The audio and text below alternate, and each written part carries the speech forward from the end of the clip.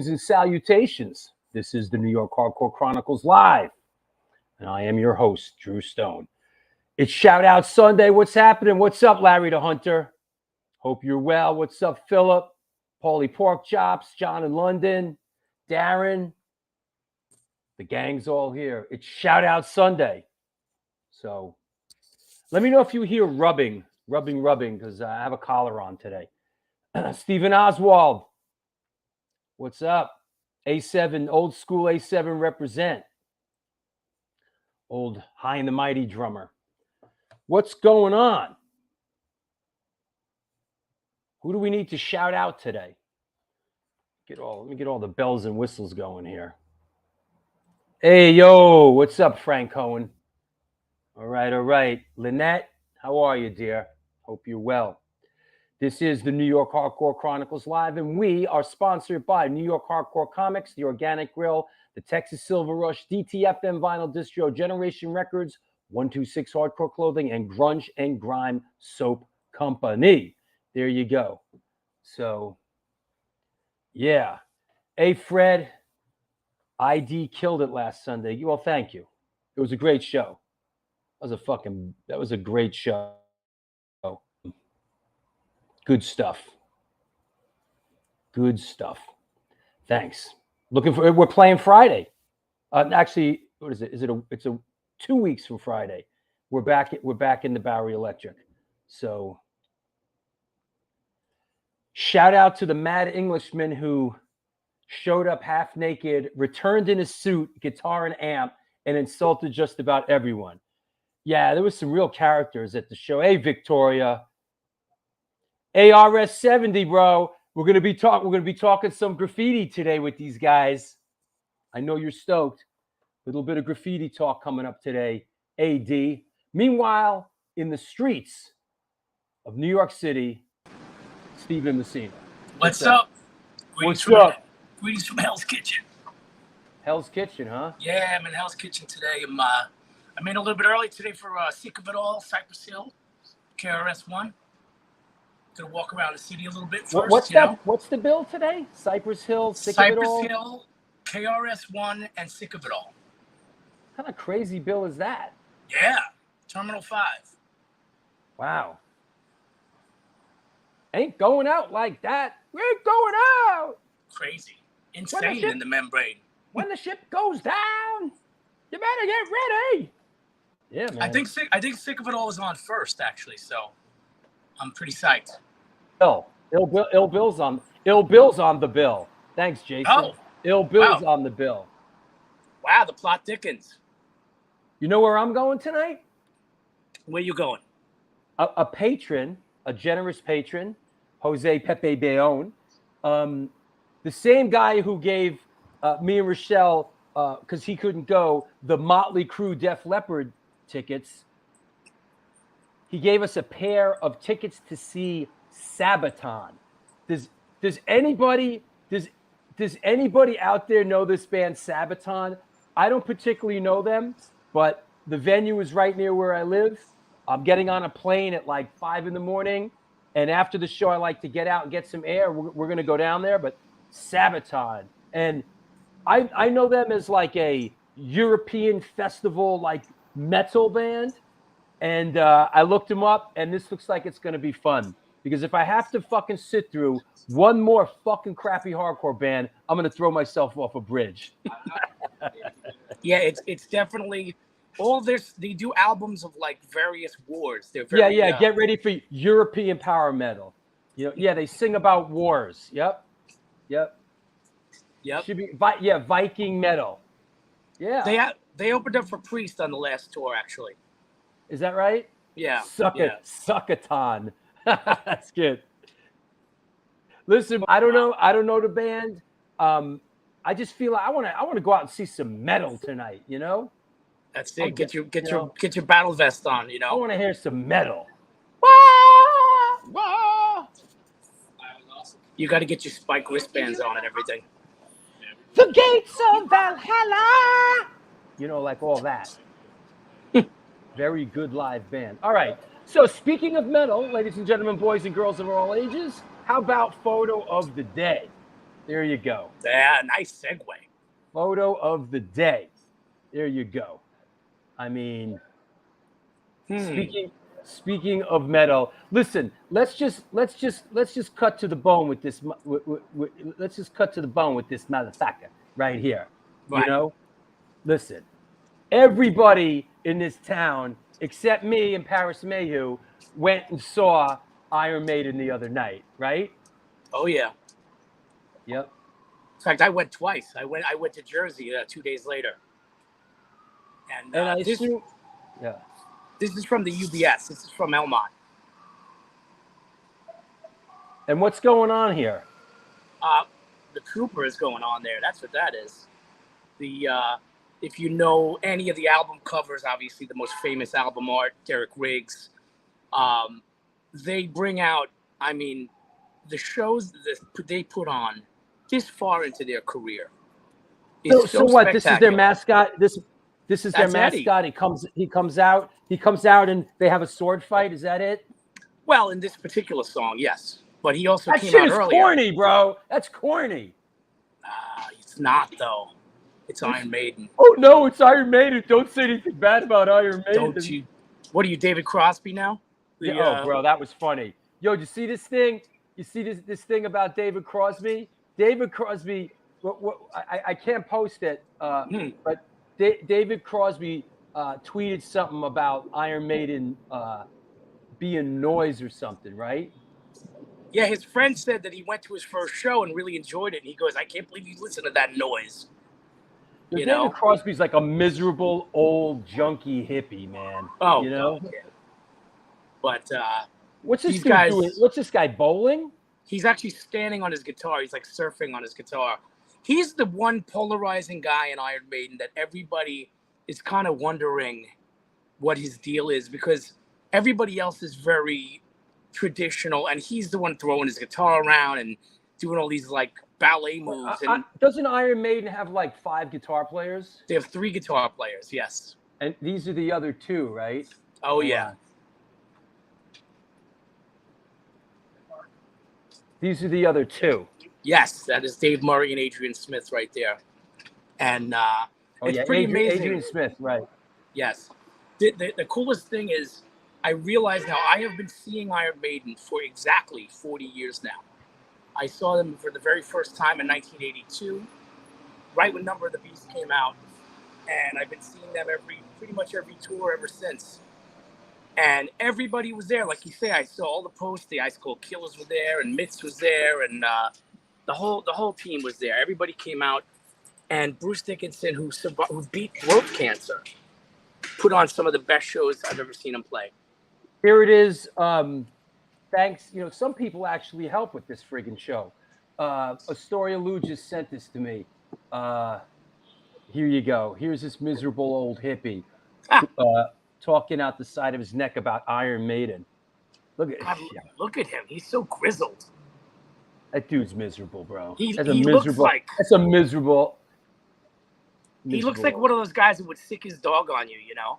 Yeah, he's just angry, bro. He's just angry. First off, like, to say Iron Maiden, listen, I mean, I guess from his sort of hippie Woodstock perspective, Iron Maiden might be noise. But listen, bro, if you think that Iron Maiden is noise, come on down to the Bowery Electric, and I'll turn you on to some noise, you old fart. We'll show you noise. We bring the noise. I'll bring the noise, you know? God. So, yo, boom, Derek Murphy, shout out. Urban Street Bike Warrior represent. You know, that's something that we don't talk about much on this show. My whole career, you know, doing the Urban Street Bike Warrior films. Well, I got to do an Urban Street Bike Warrior reunion show. That'd be cool. Yo, I like this angle you have. It's very, very arty, man. Yeah, I just moved it over, and now we got a little bit of ambiance. Yeah, and so is this like another shtick that they do in concert? Shticking? Well, every 3 or 4 songs, he disappears and comes out in a different kind of costume. He's very theatrical. Let me guess. He's doing a song about Jack the Ripper here. That is Fear of the Dark, as a matter of fact. Don't you take the name of Iron Maiden in vain. I'm not. Listen, man. I'm not mad at Iron Maiden, bro. I'm not. I'm just busting chops. Oh, I know. I would like to have gone, actually. You know. There he is. You were a guest. I hope you were I hope you were a well-behaved guest.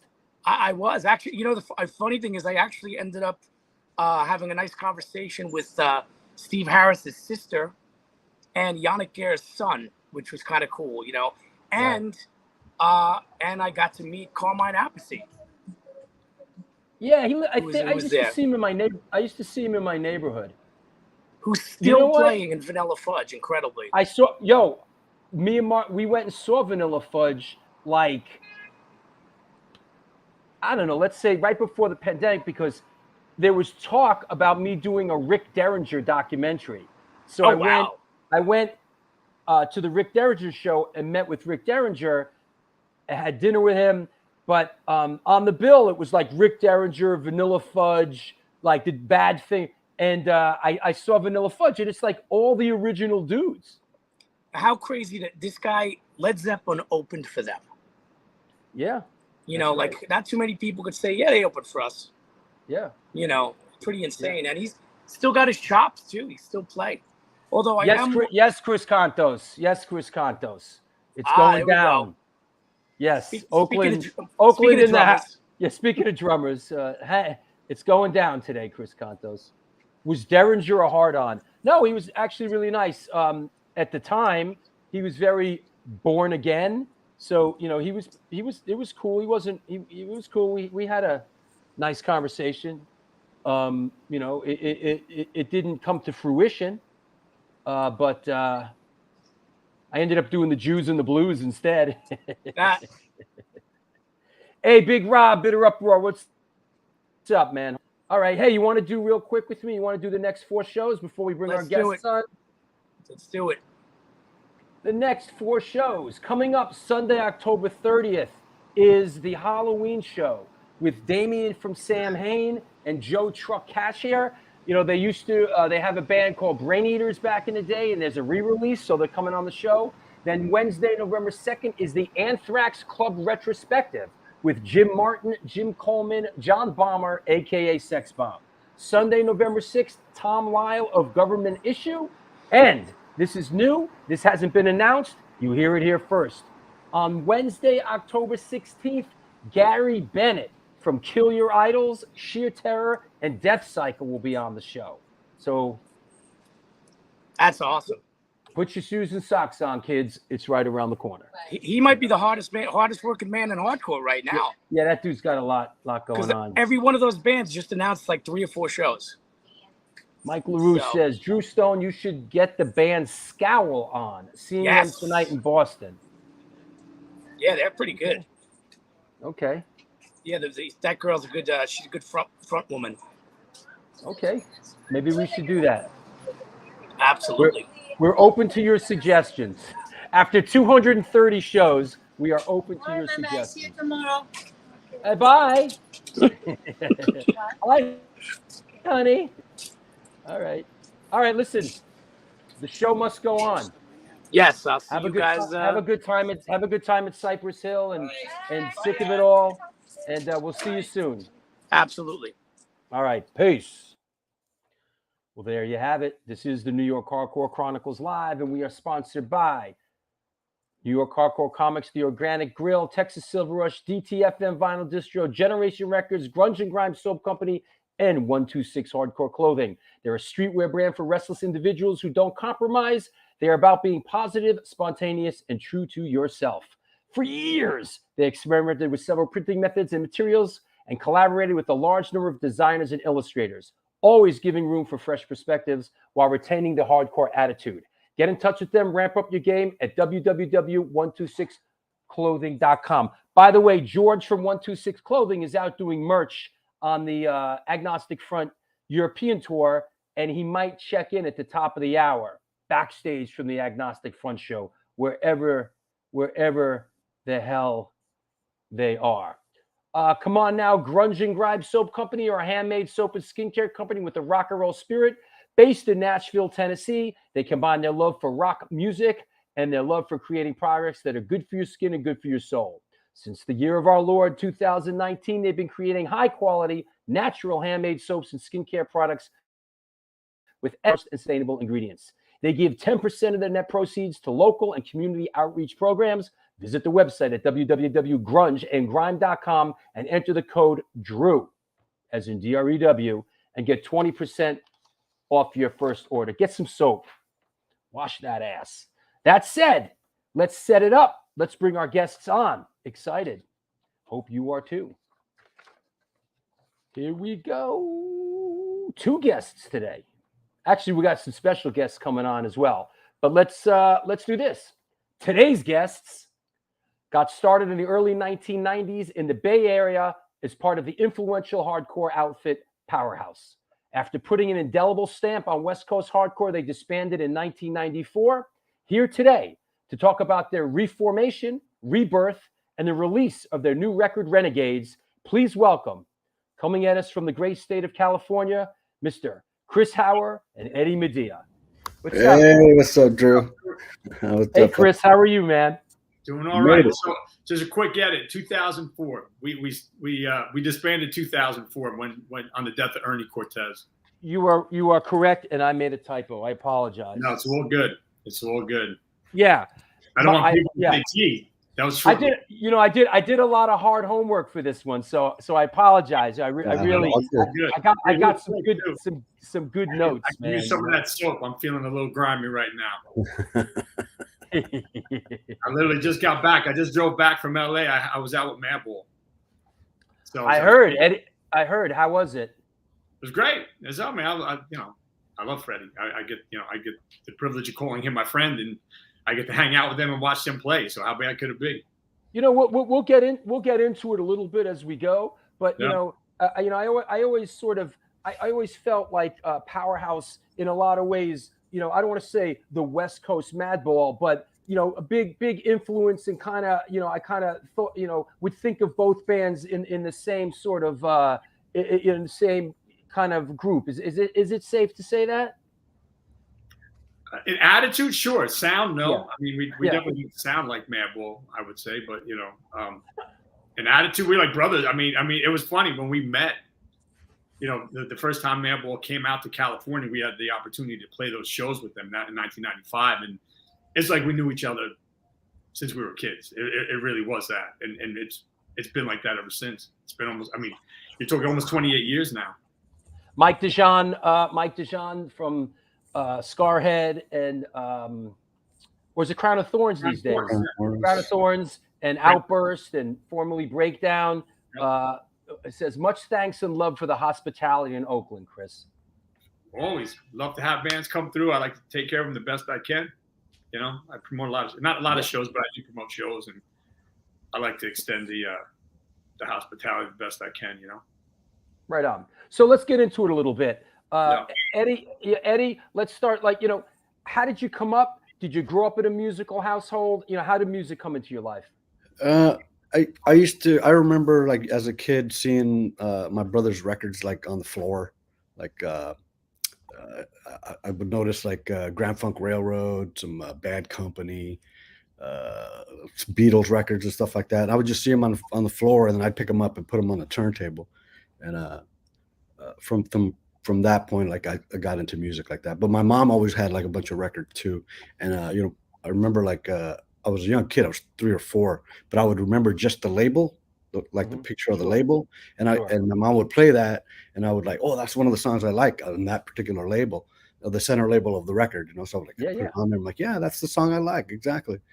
So I got into it that way. It just my parents loved music, and my mom used to sing along to records, and it was mostly traditional Spanish and Mexican music. But did you grow up in Oakland proper? Right in Oakland? No, well, I was born in Mexico, and I came up to Oakland in 1980, via LA, Fresno, pit stops, and then Oakland for sure since 1980. That was it. Cool.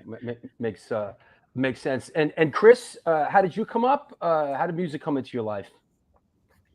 I I was a torchbearer. I was definitely in the dark. My family listened to terrible music. My mother was a show tunes person, and you know, as much as I respect the discipline that those people have to perform, it makes me shudder every time I hear that shit, man. I can't do it. I can't do it. But I had a cousin that played in bands up in like the Boston area, Massachusetts. I had family up there too, and I was he was probably about 10 years older than me, so I always looked up to him, and so he turned me on to a lot of stuff. You know, first thing he had was, you know, he had like Kiss Destroyer, and he gave it to me because I think that was probably too much of a commercial, like too, you know, too overproduced and just whatever else at the time. So he was like, you can have this one. You know, he didn't really care about that. He didn't like it, so he gave it to me. Yeah. But that was kind of my introduction into a whole bunch of it. And then, you know, I just kind of had to dig around myself because I didn't have any older brothers or sisters. So were you raised in New Jersey and then moved out west? Yep, I did. You know my friend Gina very well. Me and Gina went to school together. Is that right? Yeah. Gina from Women of the Pit? Women of the Pit, yeah. We go Is way that back. right? I knew her since I was probably about 15 years old. I did not know that. We go way back, man. Way back. She's awesome. I love her to death, you know? Well, she's great. It's a big part, you know, what we do, and she's a part of our family. That's awesome. Yeah, she's the one. And by the way, she's the one that corrupted Chris into listening to all this good stuff, man. Yeah, she turned me into a bunch of this stuff. She really did. Is that right? I'm grateful for, you know. You know, because prior to that, I was listening to, you know, I probably in my freshman year in high school is when I really kind of started getting turned on to stuff, you know, by other kids in school. And you know, at that point, what high school was that? Well, so my mother first thought that I was not reaching my potential and chose to send me to Seton Hall Prep. Oh, you too. yes. And I did 2 years there, and then they asked for me to not come back. And, you too. Yeah, exactly. So, but at that point, I met some really great kids that, you know, other kids from, you know, Newark and Irvington and, you know, all these other places. And growing up in Essex County, that's kind of, you know, a lot of times you would go for you know, if you're going to end up at a private, it was the worst, all boys private Catholic high school, man. It was like the worst place I could ever probably find myself being. But I was there, and this one kid, he turned me on to, he gave me a demo tape. Well, not demo tape, but he gave me this tape that he made, and it had Suicidal Tendencies, first record on there. Had the Lethal Aggression demo on there. Okay. The Cro-Mag, not the official Age of Quarrel, but the 10-inch Age of Quarrel that opened with Sign of the Times. And that was kind of like my real introduction, because prior to that I was listening to like thrash metal, you know, and that was cool. I like, you know, you start with AC/DC and all that kind of shit, and you kind of work your way up, and it was thrash metal from there, and it was Metallica and Slayer and all that, and then it translated into this. You follow the breadcrumb trail, so to speak, in music. Stumbling in the dark, man, you know, just trying to find my way. By the way, Hoya says, "I love you both." # you like spicy? I do like, you like spicy. Spicy. Matter of fact, I do. He knows that. Yeah. So what's up, Hoya? I grew up in Jersey. I got to see shows in New York and in New Jersey, you know, North Jersey. So how old were you, and what were the circumstances that brought you to the Bay Area? Now, the Oakland is the Bay Area, right? Yes. Yeah. Okay. Yeah. It's a great place. You were here not too well. You were kind of in the periphery. You were in Pacific. But I just wasn't sure if like Oakland, like, you know, is okay with being like, we're part of the Bay Area. When I think of Bay Area, it's like San Francisco. Yeah. So yeah, for sure. But it is. So I was dating a girl that did special effects makeup for movies, and I went to LA first. And I needed to get out of Jersey. Jersey was not a good place for me. There was a lot of things that I didn't really understand about my upbringing that, you know, came out much later in my life, but somewhere I knew that I wasn't happy, and I needed to get the fuck out of it. And that was one of those things. I had my situations with the police. I'd already been sober. I was still catching beatings from those guys. Like I needed to get out of Jersey. It wasn't working. And I met this girl, and I thought she was pretty cool. And I ended up going to LA with her, and I was there for about a year. And at that point, I wasn't really feeling LA. It didn't work out for her, and I came up here because there used to be a band called Suburban Chaos, and Gina was friends with all these guys too, and they used to play the Pipeline all the time in Newark. And in Newark, sure. Great club. Amelia was always the best. We had, and one of those guys had moved up to he moved out to California. He moved to San Francisco, and so there was a few other people that I knew. I didn't really know anybody in LA. I was like, I'm the fuck out of Jersey. I ended up in LA, but when I came here and visited, I was like, oh wow, it's kind of like it's a West Coast city with a bit of an East Coast feel when you talk about San Francisco. And then Oakland is very much like being in Newark or Jersey City, or has a very similar vibe too. So it was familiar to me, and it felt right. And so when I had the opportunity, I was like, I'm gonna get the fuck up there, and I did. Wow, that makes sense. And so Eddie, how did hard rock? Well, how did hardcore? Let's call it hardcore, or how did hardcore kind of come into your orbit, and like what bands sort of got you on this track? Well, I also followed the breadcrumbs. I did the rock thing, then the metal, thrash, and then from that point, one of my friends was like, "Here, you need to listen to this record." We're in school. He's like, "You need to listen to this record," and he gave me like English Dogs, and I was like, "Yeah, it's cool. It's still a little metal," but yeah. Then he's like, "Okay, you think that's a little metal? Here, try this," and he gave me the AOD Let's Barbecue 7-inch, and so of course I was like, that's interesting. That's interesting. That a West Coast like that's a real interesting influence. Well, I was like, Suburbia, like that song Suburbia just rips, man. So I started playing in '85. So I was playing along to some records, and I was like, okay, yeah, the metal stuff's a little difficult. Let's play something easier. And so, my friend's like, here, play along to this record. And, I started playing to Dayglow Abortions and stuff like that. And it was guitar right away. You picked up guitar and went with guitar right away. Yeah, that was the only thing I wanted, man.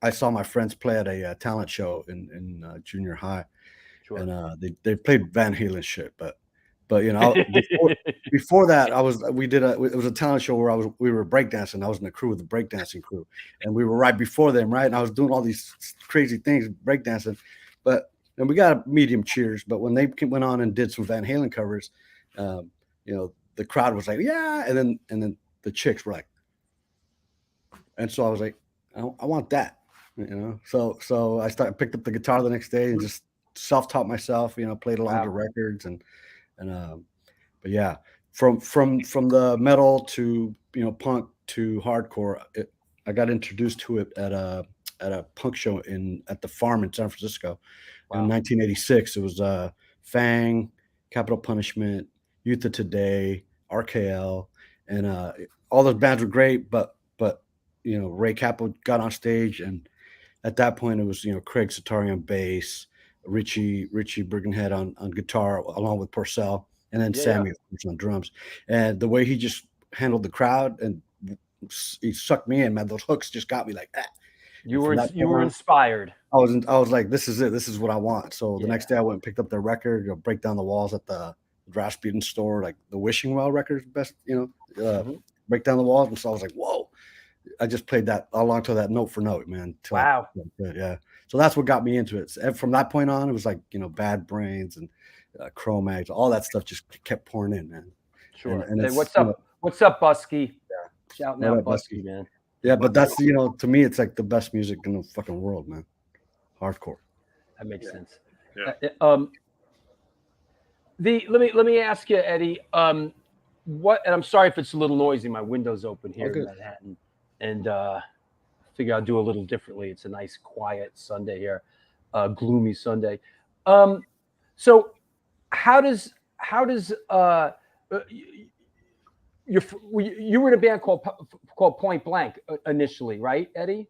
It was like the first band with me and Ernie was Illiterate Drunk Assholes. It was ideal. Yeah, and then from that point, Ernie was like, "I'm moving to Florida because me and my girlfriend are moving to Florida." So he followed her to Florida. Girls play heavy in the Powerhouse story, man. You guys are just like this. I'm following this girl over here. Yeah. He went out there for a month and came back. Yeah, there you go. Right. Smart, bro. Nobody ever said we were smart. Yeah. So he came back and he's like, yo, I was already in a band called Point Blank because he left, and then he came back. He's like, yo, I want to keep doing this shit again. All right, cool, let's do it. So we did that for a little bit, 92, 91, 92, and then 93. He left, and we just stopped playing, but we still hung out.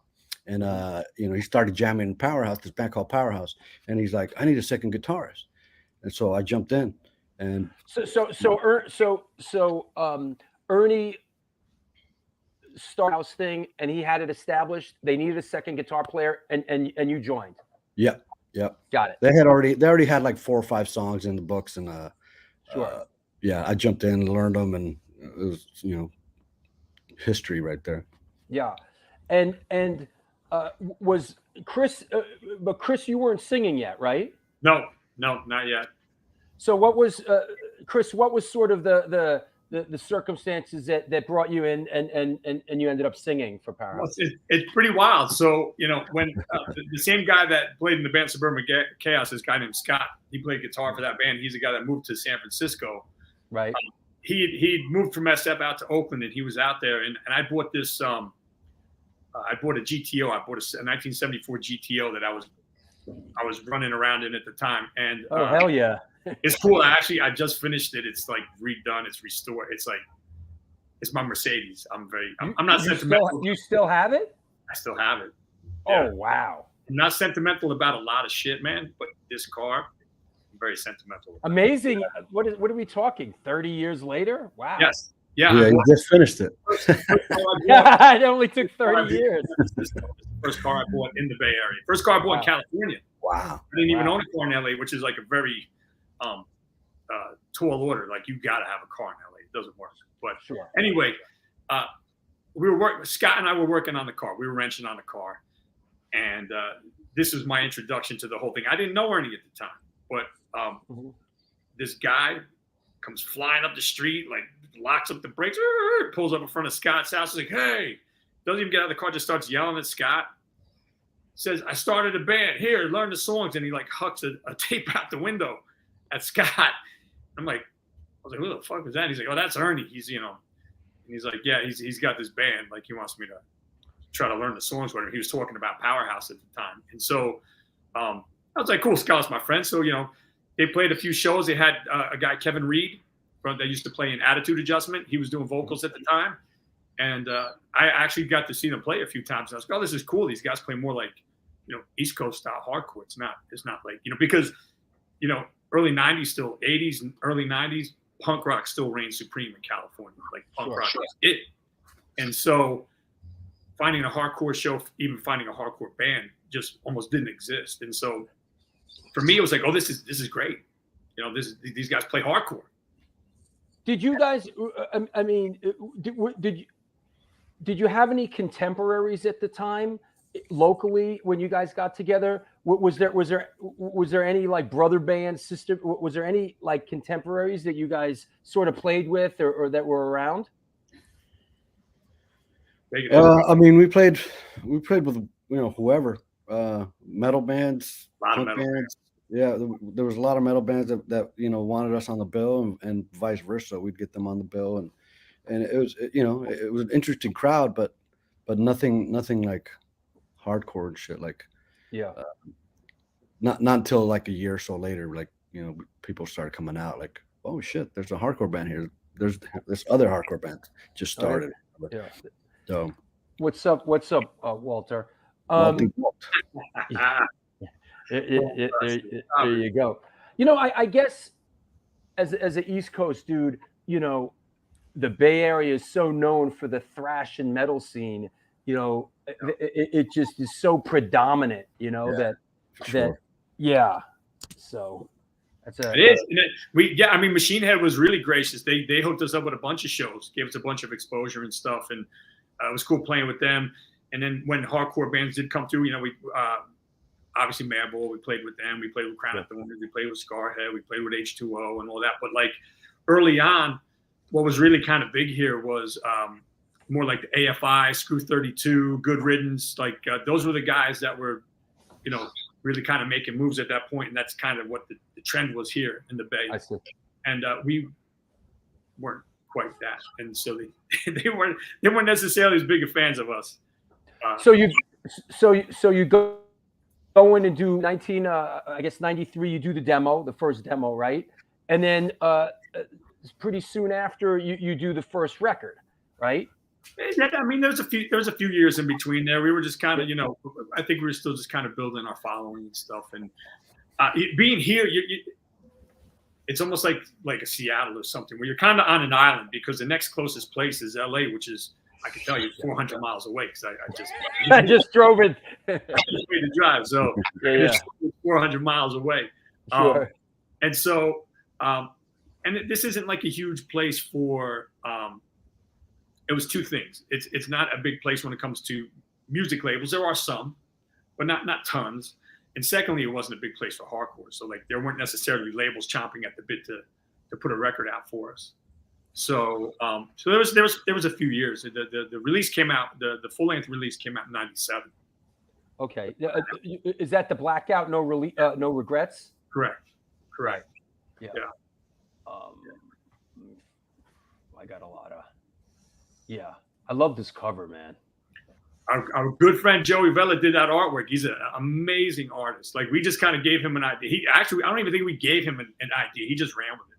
He's just, if you count the dots on the dice, it adds up to 97. Like everything, like there's so many different things. Like there's all these things that he started explaining to me. I'm just like, whoa. And he was like, he was a pretty legit graffiti artist here in the Bay Area for a long time, and then he kind of, was this? Did you guys? This is on. I know you did this record and I believe the one after it on Blackout. Was it basically? Did you sign with Blackout Records? Was it? How did that go? Yeah, so we did sign with Blackout. We did the first record with Blackout. We did the second record with a label called Resurrection AD out of Jersey. Right. But Bill was great. I met him through some other people. He was actually at my house. We were watching a movie, and I was making copies of the demo tape, because I had like this dual tape deck, and so I could run the CD from the CD player and make the demos, and I could do 2 at a time, and that was like awesome. And so we ran with it like that. And he happened to be sitting here because we were getting ready to watch a movie, and he's like, "Oh shit, I like what you guys are doing. I'll put a record out for you." It was literally like that. It was literally like that. Don't you love when it's that easy?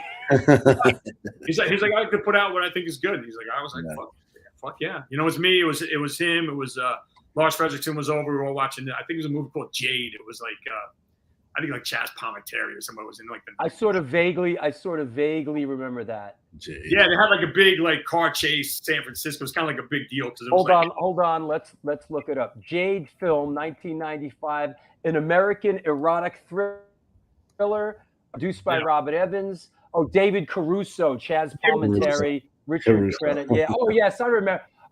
I remember this film. You know what? I might have saw this film in the movies. You know what this film was? This was David Caruso's big vehicle after he left that TV show. This was he left the show, and this was going to be he was the leading man in it, and this was going to be his big chance at romance, Lance. And I don't think it didn't work out. Yeah. Well, so we watched it because it was it's supposed to have this really crazy car chase. It was supposed to be like the next thing after Bullet or whatever. Like, oh, this is the next craziest car chase thing. So that's kind of like we were watching, But we were all sitting around watching it, and that's kind of the moment. Oh shit! William Friedkin directed. He directed The Exorcist, and Crazy, Wow. Yeah. Wow, he's directed a couple of burgers, man. Yes, NYPD Blue. That's what it was. Thank you. That's what it was. Yeah, it was NYPD Blue. Now I know we're skipping around a little bit, but that's just kind of how we kind of go where where the horse leads us. I want to talk a little bit about we crossed paths in 1994 when I was directing the Madball Pride video. Eddie, you and Ernie were there, right? Yeah, the whole band was. I was there too. Yep. Yeah. All you guys, the whole band. I didn't realize everybody. Yeah, we were playing shows with Madball that weekend. Well, I remember you played Wetlands, right? Correct. Yes. Yeah. So first things first. This is the Madball Pride video, and got a couple of shots, and we'll play a little video clip. But I like this. This shot got sent to me. This one kind of sums it up. This one got sent to me by the guy who took it fairly recently. But there's Monster on the left. Yeah, and there I am, you know, like, and it was and I love the cops that were just sitting there like, look at these fucking guys, you know. Yeah. And I just remember it being a really hot day, man. Hot. You know? It was hot. I got hissed at. We got hissed at by like some Latina girl. She's probably like 15. She's in the car with her dad. She's like, look at the skinheads, Poppy, you know. And then, you know, just I'm gonna play. Let me put the volume down, because this is anything having to do with Warner Chappell or Warner Brothers is dangerous on this show, because they will shut the feed down. So I'm gonna play the end of this video and like pull the sound down really quick. But you know, you must turn up on the end of this. Yeah, you're kind of scared. Yeah, going through the crowd there. Yeah, hold on. You get Ernie in there really good, I know. Here we go. Without them, where the hell would I be? Still I gotta try to be my own man. Make good of what I got, do the best that I can. Be my own man. Make good of what I got, do the best that I can. There's Ernie on the far right. Right on the end. Wow. I haven't seen this in a minute, man. Yeah, it's crazy, right? Yeah, Baby. I haven't. Oh, there you go. That's D. There's me right behind him. Ah. Wow. Yeah. Yeah. This is history, man. You know. Yeah. This That's was history. Really, look at that. Yeah, that was great. Any memories of that New York trip? I know you guys played, and I was there. You guys played Wetlands. Was it the day after or the day before? Day after. I think that was a Sunday. That show was epic. That was a show that AF came back, and Kabula and Stigma and Roger got on stage, man. That was huge. Yeah. But didn't you do the premiere of the video there too? You did. The premiere. So you edited like that. Really? Yeah. I think you showed some footage. Yeah. You showed the video there. You remember, huh? How could that be? Unless it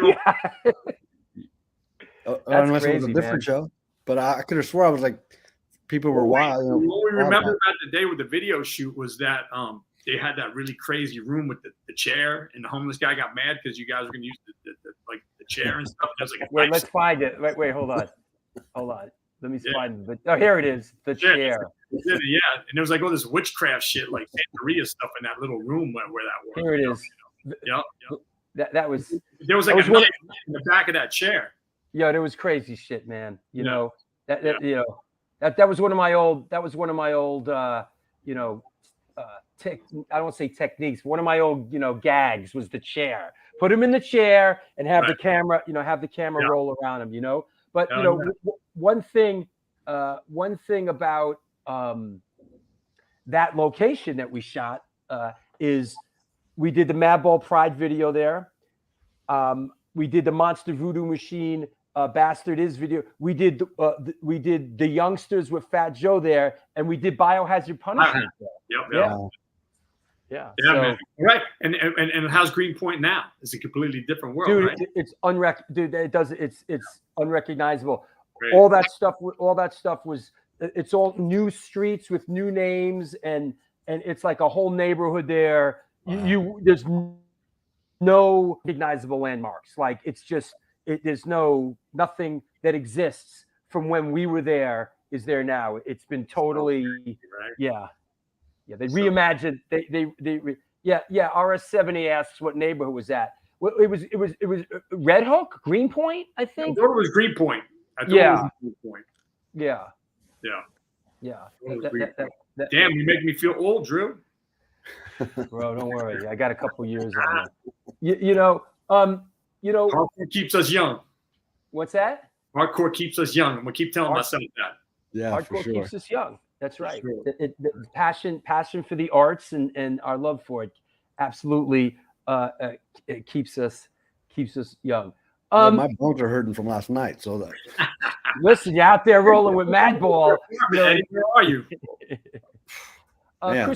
Chris Conto says, talk about the bomb shelter. Sure. Ernie was a guy had wild ideas. He was willing to, he always had a hustle, and he always had somebody that he could kind of con into taking his hustle on, so that he would never have to take the fall for anything. And he found this guy, nice enough dude, that was willing to sign a lease on a building, deep East Oakland. It was like deep. East Oakland it's wild out there, man. East Oakland is wild. And this was deep East Oakland. And he found this spot that had been like a auto body shop. And we built a stage in there and shit and started doing shows. And I mean, it was rugged. People would come to parks and say, yo, do not go down that street that way. Do not go down that street that way. Let me stay right in front here. And when it's time to go, just go.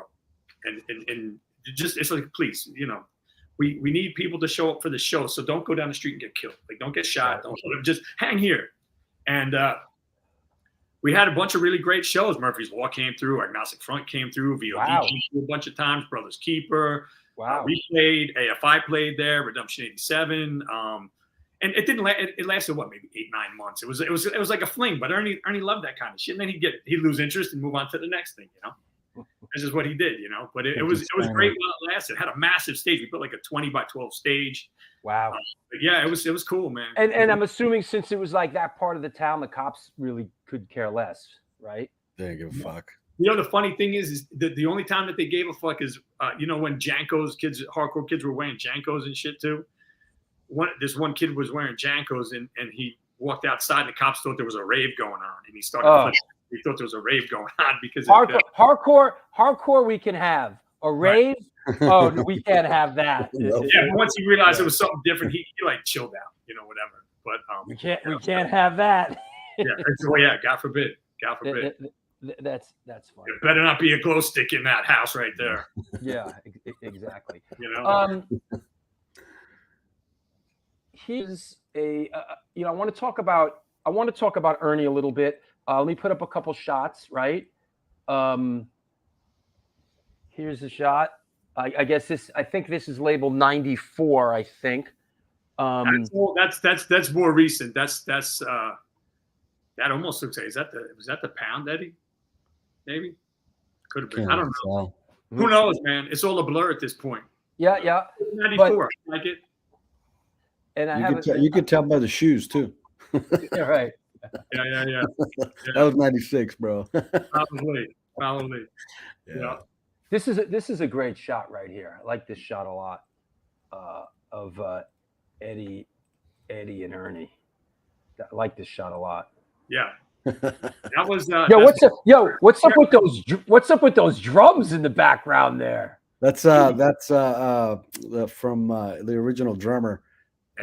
He used to have them like that because that's how he played. I'm like, this is like some it's like some Peter Criss. It's like some Peter Criss shit there. Like, yeah. That's some fantasy right there. That's what that is. Yeah. but you know, but he would play them like nothing. It's insane. Yeah. That's it. That's from the original lineup, I believe. That's 92. Yeah, that's pretty me. I never saw any motherfuckers playing drums like that. Well, when you came to see us at the pizza place, they were right downstairs. Yeah, that's right. Yeah, that's a good shot. That's great. Wait, was that Gene Jones doing his shit like that? Yeah, Gene Jones' shit. Yeah, that makes sense. Okay, that makes sense. Gene Jones was arched his back and shit, but he's wild. It's crazy. So let's talk a little bit about the band. I mean, Ernie, in a lot of ways, Ernie was sort of what's the word I'm looking for? You know, he was the life's blood of the band. You know, he was a beloved figure, and Ernie sadly, tragically, becomes sick, and you guys stopped playing. And how did that play out? And then you took a hiatus. Walk us through that a little bit, Eddie. I believe it was in 2004. He was showing symptoms, but he didn't know. Eventually they told him he had stomach cancer, didn't have that much to live. I think they gave him like 3 months or something like that, and he ended up, staying around for 8 to 9 months after he was diagnosed. And it was 2004. We lost him, and young, very young. Yeah, very young, 37. 37. Yeah, 37. I was like, he's a year older than me, and I was like, I'm never going to be, older than this fool. Yeah. But since he passed, but he found out, and then it was just a void, man. Void for both of us. Me and Chris were just. I mean, he was a friend of mine since I was like 14, 15, man, and 22 years. He was like the glue. Like he definitely the glue in the way like that. Growing up, I was put in the margins. I was definitely like ignored in my house. And when I met Ernie, there was something amazing about him because he demanded your friendship. Like, yo, motherfucker, you better be here for my birthday. And if you're not, I'm going to be fucking pissed. I'm going to want to beat you up. And I'm going to flip on you. I'm going to fucking pull my guns out. I'm going to fucking cock them. That shit's real. Like, he called me at one point, like, woke me up out of a dead sleep because we were dealing with bands, and then we'd driven back from LA, and I was asleep on the couch, and he's literally cocking his shotgun. Motherfucker, you're not here at my birthday. I'm going to fucking kill you. Like, but it was because he loved his friends that much, and the friendship meant that much to him. He wanted everybody around him all the time. And it was like, it meant a lot to me because it's something I didn't grow up with. And to have someone like, want the friendship just meant so much, And so for me, that's like one of those things that was so devastating for me. But it's just like, he was such a big part of my life. I never had an older brother, and he was kind of more like that too, and so for that, it was a big loss, man. Really big loss. Yeah. And you guys, I mean, obviously you guys felt that, without Ernie, out of respect, the proper thing to do would be to put it down and let's go do other things, right? That's a conversation. It's weird. So, like so many hardcore bands, we went through a lot of drummers. We had tons of drummers come and go, and there had been a unit for a long time. It was Ernie, Eddie, Jay, and I, and then Big J left the band. Our boy Circle Beat got murdered in Oakland, and he died in Jay's arms. And Jay's just like, you know what? I can't have my son seeing this shit. I got to get the fuck out of here. And so he moved a little further away, and that was understandable. And then we had a few other drummers. And then at a point, later on, closer to the end, even Eddie was like, hey, man, I have a girl. We're settling down. I'm going to get married, this and that, whatever. I got to be responsible. Like, I like work a job and shit. And Eddie's like, I can't do this now. And then it became me and Ernie. And at that point, I actually said to Ernie, he's like, hey, man, if you ever leave this band, that's it. I'm not doing it without you. Yeah. And that was like a conversation that actually did happen. And it wasn't too long after that he was actually sick. Right. And it was a bummer. I mean, we it was maybe a year like that. And then dude, it must have been devastating. He was like a big brother to me. He was like Ernie and Eddie, my best friends. He was my business partner. We had a tattoo shop together. He was my bandmate. We created a scene and a movement here that didn't exist prior. Like, people really rallied around what we were doing, because it wasn't just that we were a band. Like, we had this whole thing. We had our Oakland brand hardcore. That's just, there was the East Bay hardcore scene that we weren't really invited into. And so we said, well, fuck it. We're doing our shit. And this is what we are. And people like latched on and to, become these people around all these things that we helped kind of, promote and create, and then have it all just seem to almost get smashed. It was just like, man, it was devastating. It really was. Yeah, I bet. Yeah. Oof. Oh, there you go. Gina's checking in under Rich's. I guess she's with Rich. There's our friend Gina. So wow, Gina. Gina, you're really playing heavy into this one today. Yeah. She's the best. I owe her a lot, because she turned all this stuff on for Chris, man, and that's great. Yeah. Without that, we're nothing. I did not know of this connection. That's awesome. She's the reason why I met Saab back in the day. Right. I met Saab in the late '80s through her. They were dating and stuff, and that's how I kind of met him. And that was kind of my introduction to a lot of the people in New York. Yeah. Right on. Hey, let's do this. Let me take a sponsor break, and we'll come back in a couple of minutes, and we'll do album of the week. We did. I know it's one that's going to resonate with you guys, and we'll go on and we'll talk about you guys reconvening and the new release. Okay. Yes. We'll see you in a couple. There you go. This is the New York Hardcore Chronicles live. Yep. With Eddie Medina today and Chris Hauer and of Powerhouse and a cast of thousands. Let me find my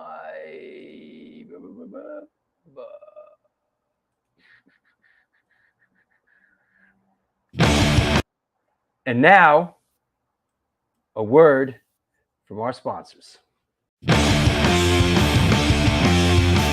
Since 1992, Generation Records has been a mainstay of the New York metropolitan area music scene.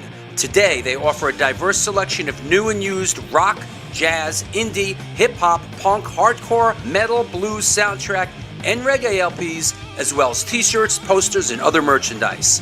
They buy used record collections of music memorabilia and will pay you top dollar for them. House calls made for large collections in the tri-state area. Call or email generationrecords@gmail.com and follow them on Facebook and Instagram.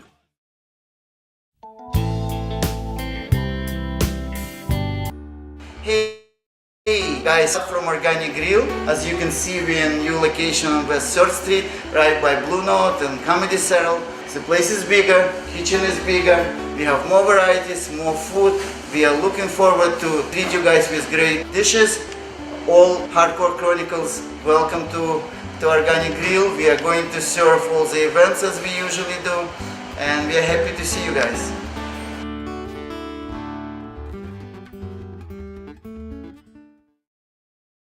Peace, what it do? Welcome to NYHC Comics at 117 Main Street, Dobbs, Surrey, New York. I'm Debo the Pro with my homie Lee Farley. Welcome to the spot.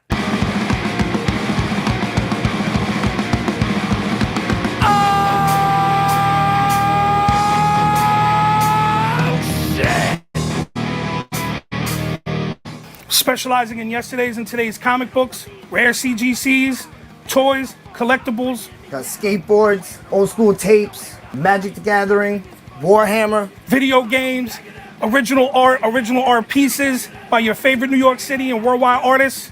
Let's go. Skate decks all day, baby. We also have the young reader section here for like 10 and under. The Pops. People love the Pops. Star Wars! We are New York Hardcore. We always rep the scene. Let's get it on.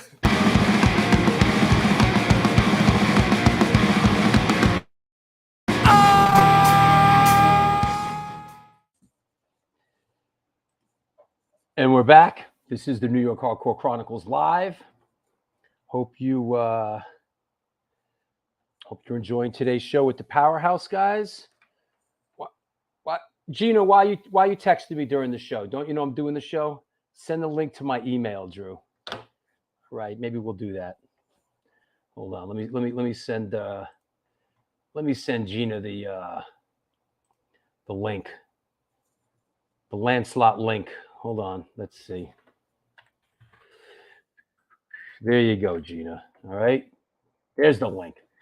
Hey, if you're out there and you're wondering, God damn, I love this show and I'd like to support it. Well, you know, funny you should say that because we could sure as hell use your support. There's a Patreon page. There's a PayPal address. You can do a super chat. We're going to do questions from around the world towards the end of the show. But please join Patreon, support this show. This show can't happen without you. And I thank everybody that supports it. Latest patron, Joe Soldezo. Thank you, Joe Soldezo. Scott Vigor, Hendrik Feller. Please support the show. Support the show that supports you. I want to mention a couple of things. Let's go through this before we bring Sid on and do album of the week. Let's march through this. A couple of things going on here in New York. Friday, November 4th. Speaking of Adrenaline OD, they are playing the Bowery Electric, and it is a book signing for their book, If it's Tuesday, this must be Walla Walla. Opening will be Fear God's End, Incendiary Device. It's going to jump off tonight.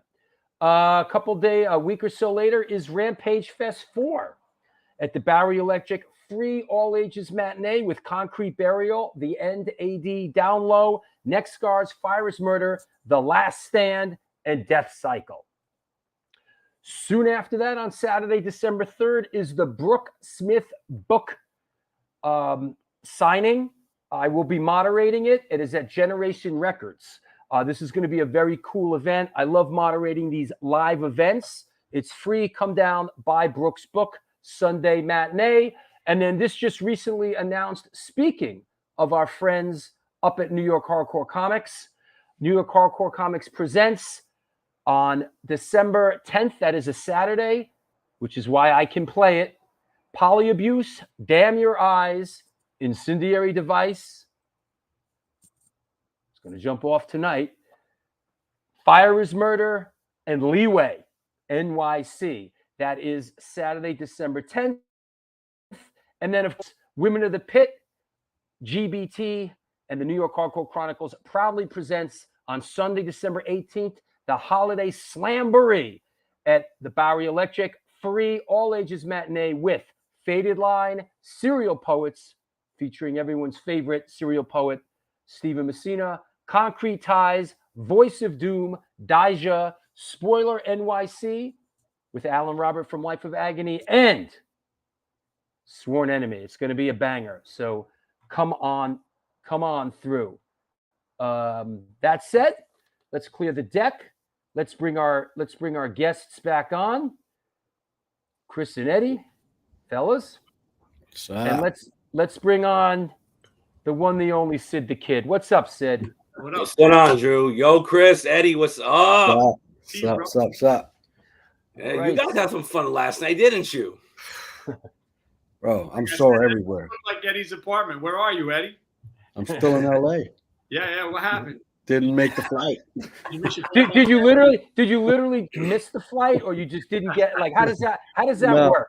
We woke up, me and my girlfriend woke up and we're like, yeah, it's not gonna happen, man.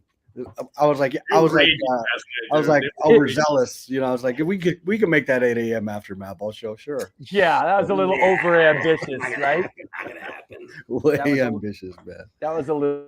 Yeah. A little I woke up sore. I'm sore everywhere, man. I got bruises, pain. It was a wild show. Show. Yeah. Was it? It sounds like it. Wild show, huh? Wow. And what did you do, Chris? You got in the car and drove back? Yeah, so I was out with them. I was tour managing for them, and so they were. Whoa! Tour managing for Madball? Yeah, when they come to California, I do the shows for them. I've done a few things like the Midwest for them too and stuff. But yeah, when they come to California, I generally go out with them. I did not know you were a tour manager. Yeah. I worked with them. I worked with the old firm Casuals for a bunch of years. I worked with Rancid. I've done a couple things for Roger here and there for AF. Nice. You know, like one-off things when he's come out here. So I do that too. Promote shows, the whole thing. So right on. Always at it. Makes sense. Sid, take it away. Ladies and gentlemen, boys and girls, here we go. Sid the Kid, this is album of the week. Boom. So take it away. Sid, go ahead. Yep.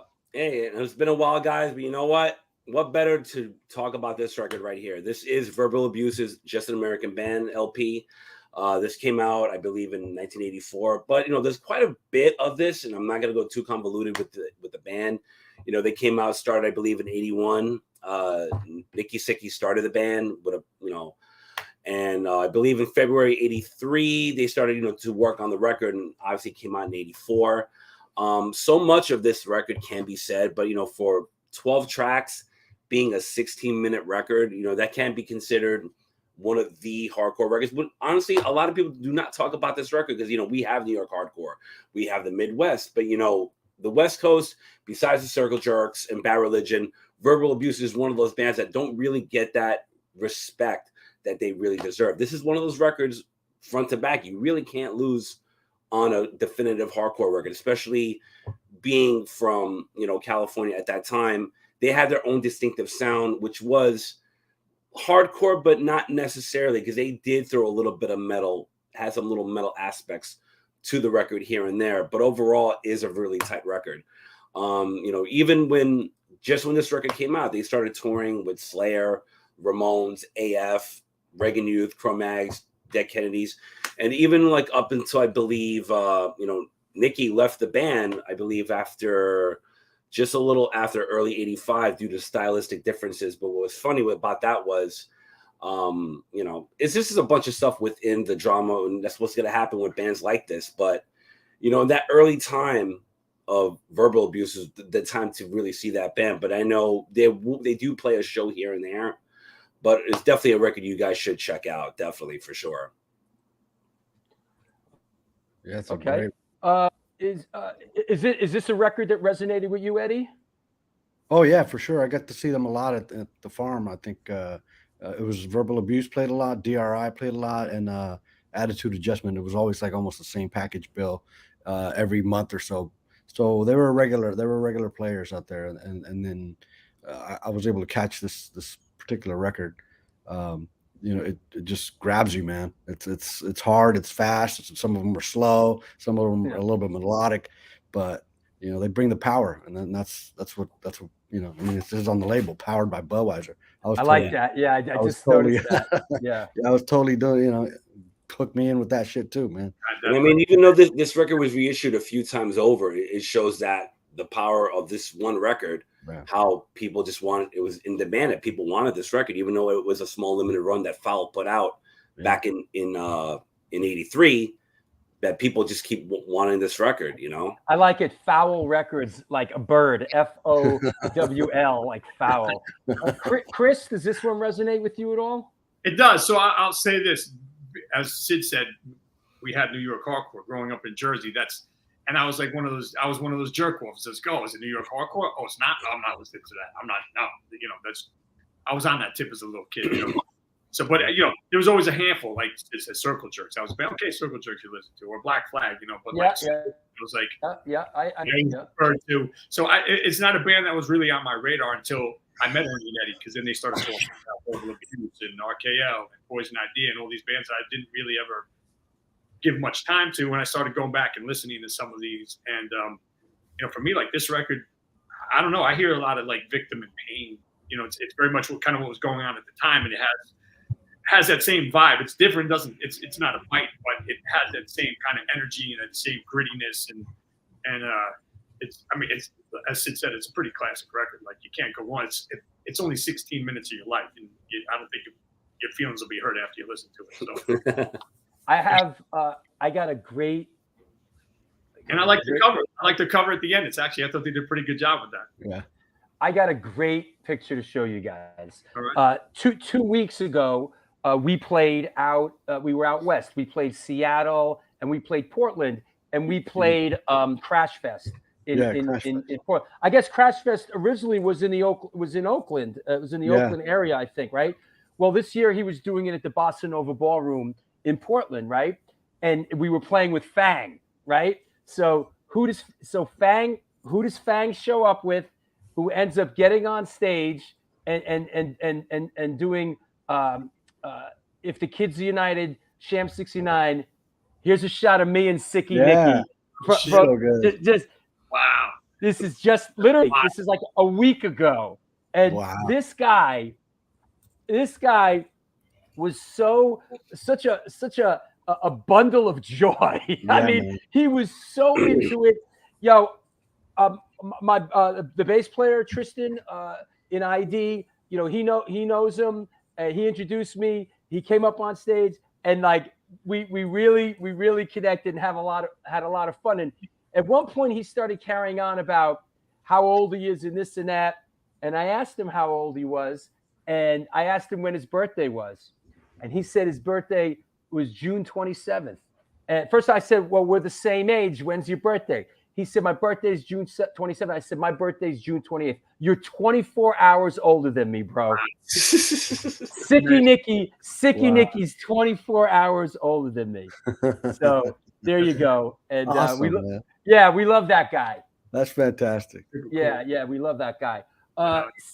Sid, I know you got something coming up here, Oh, and if you want ticker. to let just calm down there, Skipper. If you want to let everybody know what's going on, I'll find you ticker. All right. Well, hey, as Drew's finding the ticker, obviously, there's tons of shit coming up, and this one right here is a banger. Everybody, we're coming up on Halloween, specifically this weekend. We're coming up this following weekend. It's going to be United Blood NYC, OC Rippers, which is a really good band. I saw them a couple weeks ago in Jersey. And obviously Murphy's Law, which you cannot go wrong with. If you want to get the tickets, obviously you go to BoweryElectric.com, or you can follow me on Instagram. Obviously, you see right there, I have the ticket link. It's going to be 20 in advance, 25 day of. This is going to be a really fucking banging show. Even though it's going to be a short night, but we're going to compact it. We're going to make it a fucking blast. Why is it going to be a short night? Well, obviously, due to what's going on, obviously, Fridays and Saturdays, they do a dance party afterwards. Oh, you're right. You got to clear the room by 11. So we got to clear that room. So obviously, don't be late. Get there on time. Get every penny worth, because you're going to get your money's worth that night. Get every penny's worth of Murphy's Law and Halloween. Andrew, I fucking guarantee it. Whoever shows up, I fucking guarantee it. Oh, boy. Who are you, Joe Namath? Nope. You, Joe Namath? I put a lot of work into this show too, Drew. I put a lot of work into this show. We're going to beat the Colts in Super Bowl III. Hey, I'm a Steelers fan. The Jets, but we won't go. All right, Sid. There you go. Thanks a lot. Well done, buddy. Definitely. Hey, Chris, I can't wait to see you guys come back out to the East Coast. We're dying to see you play again. We're looking forward to it. Well, I was talking with Freddie about some things that happen in New York in May, and we'll see what happens. Oh boy! Oh, really quickly. Speaking of May, really quick, Drew. That the Madball video that was premiered May 19th, 1996 at Wetlands. That's when AF came up and did those two elusive songs, right? Which you can find on YouTube when YouTube. Google's your friend, people. You can look that shit. Yeah. All right, Sid. We'll talk to you soon. All right. Cheers, guys. All right. Cheers. I guess just in chronological, I guess I did that Madball video, and then after that did the Agnostic Front Gotta Go video, obviously, right? Because they got back together and did that record. And then I did the Gotta Go video. Before that Madball video, I did the which is one of my all-time favorites, Madball Down by Law. I love that. I love that that video is so grimy. It's so grimy. Because it just was. It was like I shot that video got done from the leftover film from Onyx Slam or something like that. Like it was like, when you do videos like back then, you shot on 16 millimeter, and let's say you didn't shoot the whole 400 feet, you downloaded it and put 100 feet in a can. So in my refrigerator, like through a year or so, I had a bunch of like 300 feet, 200 feet, 100 feet. And my brother had his own 16 millimeter, Eclair camera. And so we dug that stuff out. I don't know if it was still good. It was in my refrigerator for months. And you couldn't eat because you got film. And that's when you had to shoot film. Hey, you know who? Hey, somebody wants to say hi. Hey, Gina, what's up? Hi guys, how are you? We're good. I'm on the street, so I can't really hear that well. I'm sorry for the bad connection. I see you're down at the A7. Yeah. Look where I am. And you're with Rich. Went out to breakfast. And we're heading over to see Sick of It All. They're playing tonight with Cypress Hill and Chaos One. Yeah, I know. Solar. Hey, Rich. What's up, Rich? Yeah. What's up, fellas? How you doing? Eddie, Chris, Drew. Hey, I love your hat. I love those MQ hats. Man. I gotta get one of those, man. Yeah, it's my favorite new hat.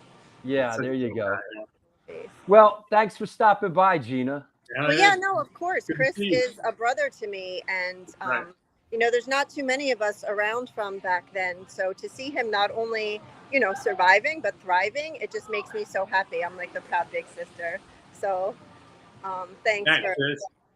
I love seeing him do well, and just want nothing but the best and happiness for you. And Eddie, of course, Eddie, man.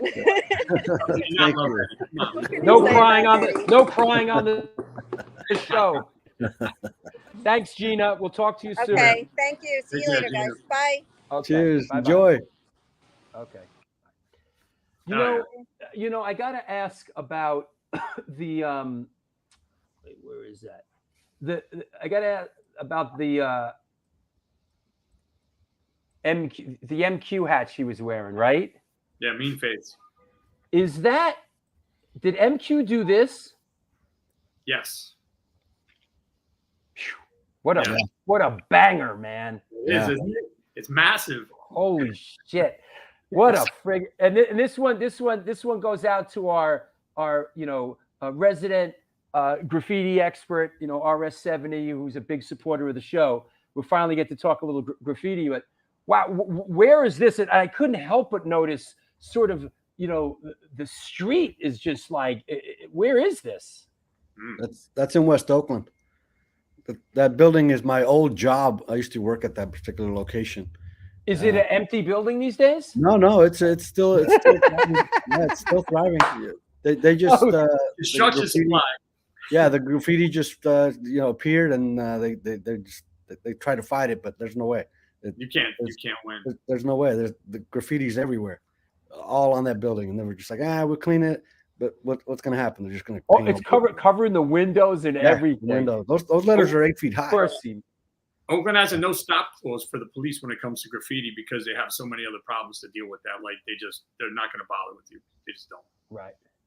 But that's also apocalypse land over there. Like they literally just cleaned it up. But prior to this, the back of the record kind of gives you a sense of what was going on. I mean, there's just piles of cars and burned out garbage and this and that. And, it was like a shanty town right around the corner from there.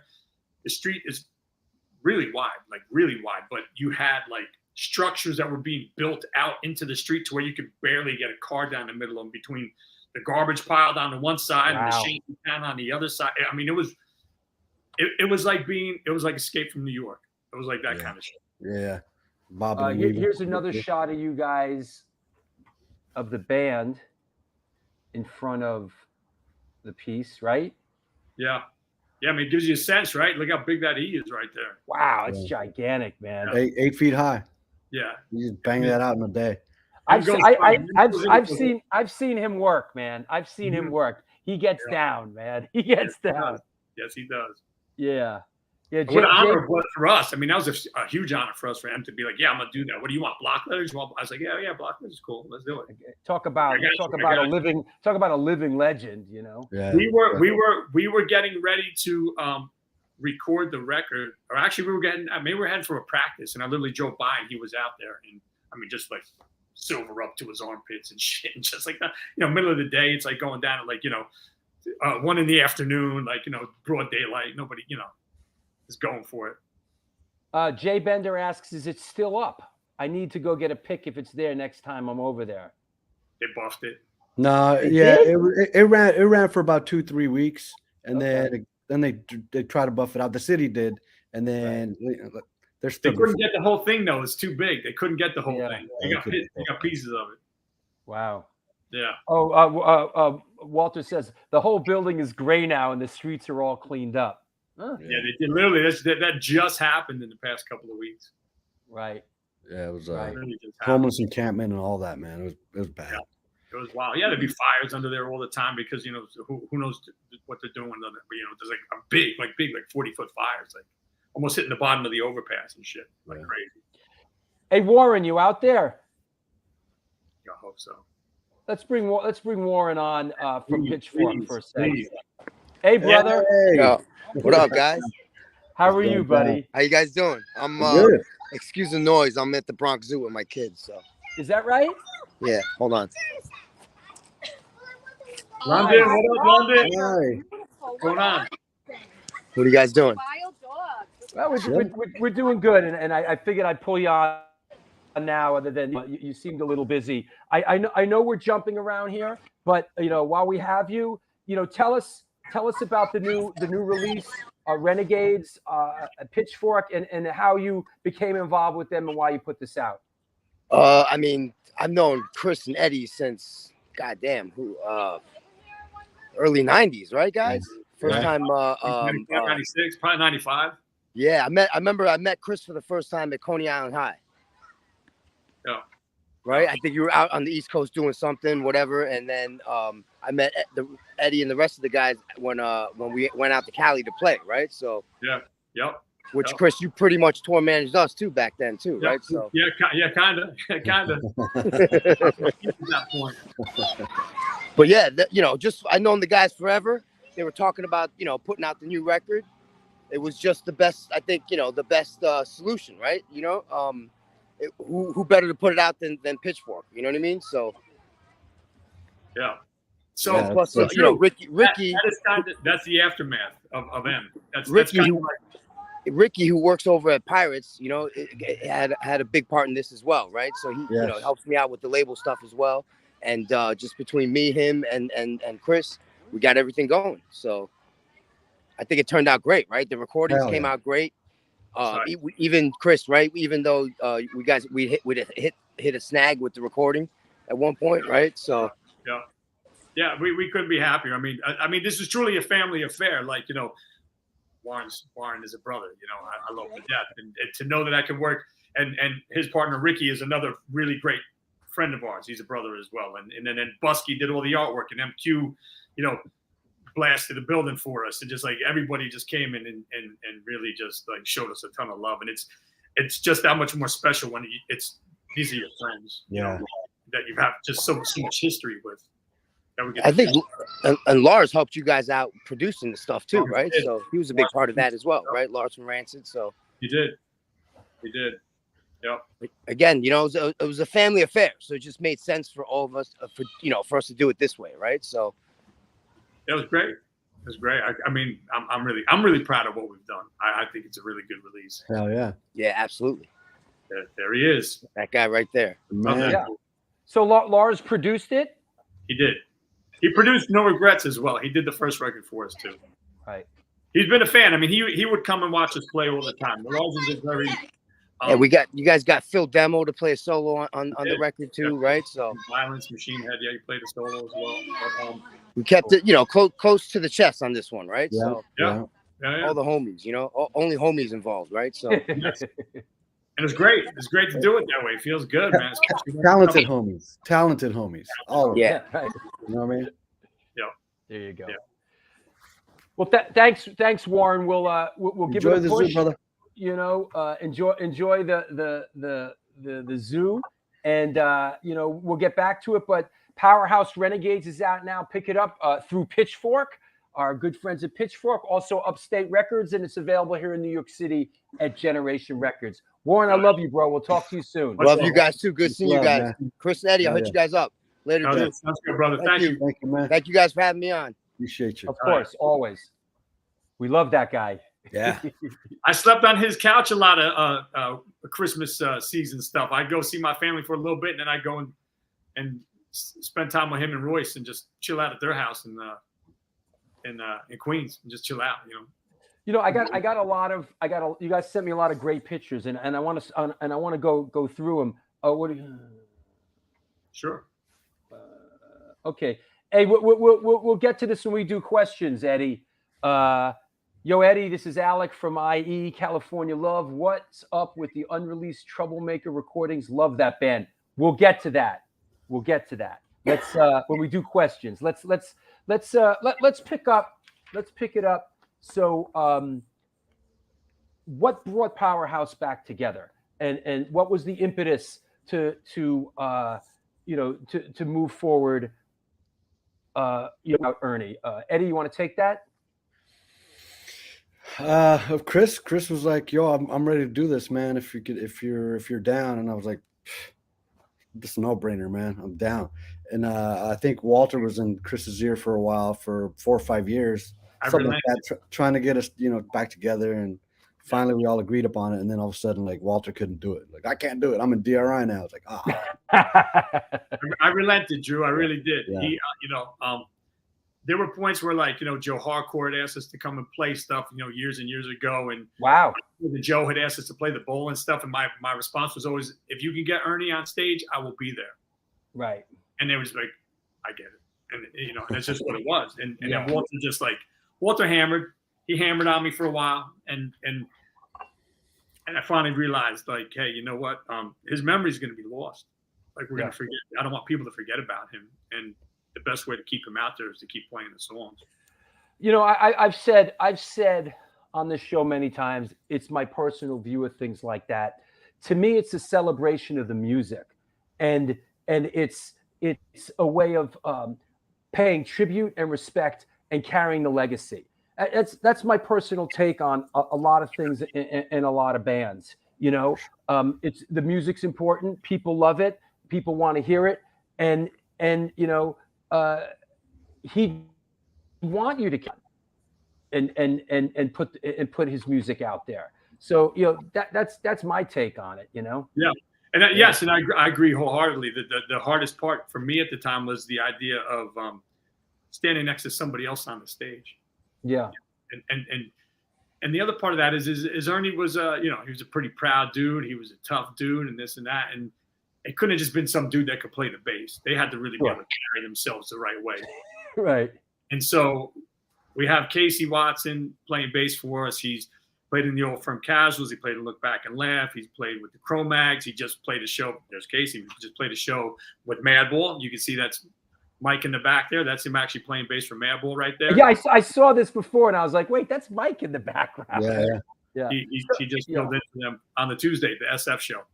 Right. So, I mean, he actually was a guitar player first, and he became a bass player when Lars started the Old Firm Casuals, and he's a beast. He's a beast on the bass. Yeah. So sick. He's so sick, and he's just there's things that feel really familiar when he's up on stage or when we're at band practice, and just how he kind of conducts himself. Where I'm just like, yeah, this is right. I feel like Ernie would respect it, And there's Walter playing as well in that shot. Yep. I mean, we got beasts. I mean, Casey's a beast. Eddie and Abe are both beast. I couldn't be more blessed to be able to play music with these guys. I really couldn't. Is it exciting, Chris? After this time to be out there and playing these songs again? Yeah, I do dumb shit. Like I'll not do something for a long time, and then I do it again. I'm like, oh fuck, I really missed this. Yeah. And this is one of those things. And it's like, yeah, I shouldn't have let this go as long as I did. And that's on me. And that's kind of like the first song. That's kind of my apology, saying, yeah, this is on me, guys. Like, I'm sorry. It's been so long. Yeah. So. And I guess the DRI thing didn't work out in the long. No, so just like Walter, Jedi mind tricked me into doing it again. I Jedi mind tricked him to move back to California. So, and here he is. So. There you go. Yeah. There you go. Oh, you know what? And wait, this is a great shot of Walter's bass drum with the logo. Great shot. Yeah, that's a good shot. What's the origin of this artwork? Well, one of our tattoo friends, Carl Fisher, drew that. He's a good friend of ours, and he worked at the tattoo shop at Sacred that Chris and Ernie owned. And we're just like, hey, can you draw something up for us for like a shirt design or something, or CD cover? I can't remember, but he came up with this, and we look at it and like, whoa, that's like a little Ernie and shit in there. Yeah, and I don't even know. It may have been unsolicited. I don't even know if we asked. I think he just did it. He might have been just like, "Oh, I drew something for you guys." That's the kind of shit. Yeah, they get bored at tattoos and do stupid shit like that. But it's an iconic thing now. Like it's one of our people recognize that. Yeah, pretty much everywhere. Now this okay. Yeah. So let me. So I like this. I think I was gonna ask you about. Let me just show. I was like, "What is?" Now I'm like a Manhattan dude, right? And I see. Oh yeah. in the middle, this guy's holding this, and I did not understand. So I see Helabay saying, "Love the placa." I didn't know that. I was gonna say. What is this? The monolith? Is because it turns up in like a whole bunch of these pictures, and it's like, here's another one, right? And I see Lars holding it. And for the uninitiated, what is a placa? and what is its role? What is its role in the whole thing here? Generally, the blackouts are for for lowrider like car clubs. Yeah. They put that in the back window to identify what club they're in. For car shows or when they're driving anywhere, but they put that in the back. And I had an idea where I was like, yo, let's make one of these for the band and then just fucking bring it around, bring it to the shows. And people are honored to hold that. I'm like, yo, it's just a thing, but I want to take a picture with you. Like, I try to get as many people as I can, and they're just like, wow, we're honored. And it was like, bro, that's why I did it, so we could share this stuff with people, fans, friends, culture, culture. It's cool. Yeah, it's funny because that's exactly the way I read it when you sent me these pictures. I was like, it's like you said, it's an icon of the band. People are honored to take pictures. You know what? I got to get a placa made for my my band. I got to get with the program, man. I'll tag him on some of our pictures. I tag him because he's doing another one for me. It's like a month out, but he does them like a month and a half out. $230. He cuts it and then he triple chromes it, so he dips it in the chrome. Yo, connect me with this dude because bro, I want one over here on the East Coast. Yo, that'd be sick, and you can have that. We put it at the merch table, and people are just like, wow, cool. Yeah, it's cool, man. It's a cool thing. I want in. Yeah, I'll send you the link, please. Here's a promo shot for Renegades, and are you guys, Ernie? Are you guys playing shows? Are you comfortable with the lineup? How are things moving forward? Are you ready? Go for it. Yeah. I'm glad to be back. It's fun sharing the stage, with new bands, older bands, and making new friends and seeing old friends. Wherever we play, man, local or far, man. It's just that's what I like to see. I like to see people coming together as a party. It's like it's a gathering where you get to see all your friends from places you wouldn't think you'd see them, man. Like when I show up in New York for a show, I'm just like, everybody's like, wow, what the hell are you doing out here? It's like, I fucking love music, man. And so when people come from other places to see us, I'm just like, wow, it feels freaking really good, man. And there it is. There's the placa again. Yeah. Gets around. It gets around. Yo, it was in like 15 of the pictures you sent me. So I was like, this thing is special. I got to find out. I want one of these. It's a beautiful van, by the way. Yeah. That's the van I just drove back. There's a guy he's from New York. He just moved to the Bay Area here, and he's renting it out. You can't get vans. You're probably aware of this. It's almost impossible to rent a van through like a business. So he's doing it as well, and it works out. It looks like a really beautiful, comfortable. Roomy. Big Mercedes Sprinter, man. It's a big one, but it's that's a Mercedes. Is that a Sprinter per se? Yeah. But it's even longer. It's like an extended one. It's long, man. It's a big. It's like 28 feet or something.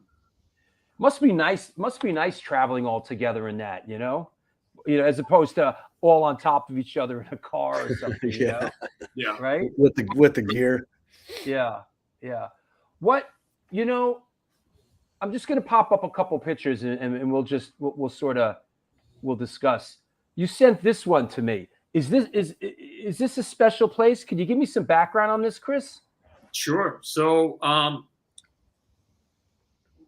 after the band had stopped, so Powerhouse had ceased to exist after Ernie passed away, and then I had done another band that Ernie had called Doomsday Device. I did vocals for that for about a year and a half, and then that stopped as well. And I still needed to be connected to music somehow, and because I wasn't playing in a band, I thought one of the next best things I could do was still take care of the bands that came through and be a promoter and have bands feel comfortable in the fact that they knew the person they were dealing with and that they could trust that they could be taken care of. And so I had started promoting at a couple places in Oakland, and it didn't really kind of go the way I had hoped. And Malia, that owns this place, had just purchased it. And a friend of mine said, hey, my friend just bought this spot over in Potrero Hill in San Francisco. and she's looking to do live shows. And I approached her, and the room rate was good, and the place rips, man. It's a small spot, it gets packed, but I mean, it feels like a home away from home. It's like when I brought bands through there, they're actually like really happy. Like they come through and like, wow, this show was awesome, and they just feel comfortable. And it's not necessarily even about how people go over and above or anything. It's just the vibe. Like you feel good, you know. And for me, it's like one of my favorite places to see a show, to do a show, you know, to play a show. And this Madball show, this isn't that long ago, right? Yeah, that was last Tuesday. Yeah.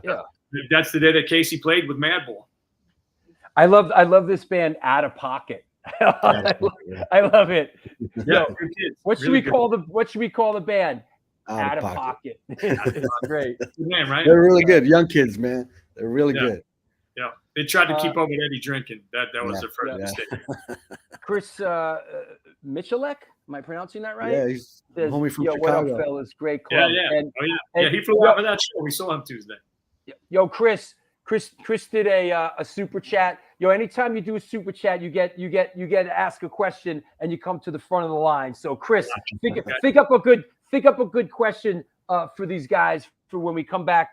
When we come back off the next and last break, because we'll take questions from around the world. Let me see. This one was interesting. I like this one a lot. This one says a lot. Right? Is that like that pullover rest stop like before the bridge? It's a viewing point. For like a lot of tourists stop off there. Yeah, I've been there. Yeah, I know this spot. Chris Wynn sent a picture with the In Effect hardcore sticker that one of his friends posted up, and he sent it to me, and I was like, oh, I'm gonna go there right now. I was on my way to San Rafael to do a delivery, and I was like, I'm gonna stop right there and slap a sticker on there, and then send it to you, Chris. And he's like, oh, that's fucking amazing. So I had to put it right next to his In Effect, you know. But like In Effect is East Coast, and stickers are ending up over here on the West Coast, which is awesome. Yeah, we love Chris. He's dope. And the interview that In Effect did with you was very good. I read it as part of my homework for the show, and I thought Chris did a very good job with that interview. It was well done and very informative and helped me. Oh, this is interesting and helped me quite a bit. What exactly is this? That's a fanzine that was done by Neanderthal Society. It's a zine just devoted nothing to everything Powerhouse. So it's like it's labeled Nothing to Prove, a retrospective, and it's pretty much from the history, all the releases, everything that we've done. There's interviews from people from other bands, and there's tons of pictures and stories like that people have about us and vice versa. Seems like a very cool thing. Yeah, it was a really cool thing. They did. It's like 30 pages. They did a real nice job with it. Yeah, they did a real nice job with it. This was released just before our comeback shows.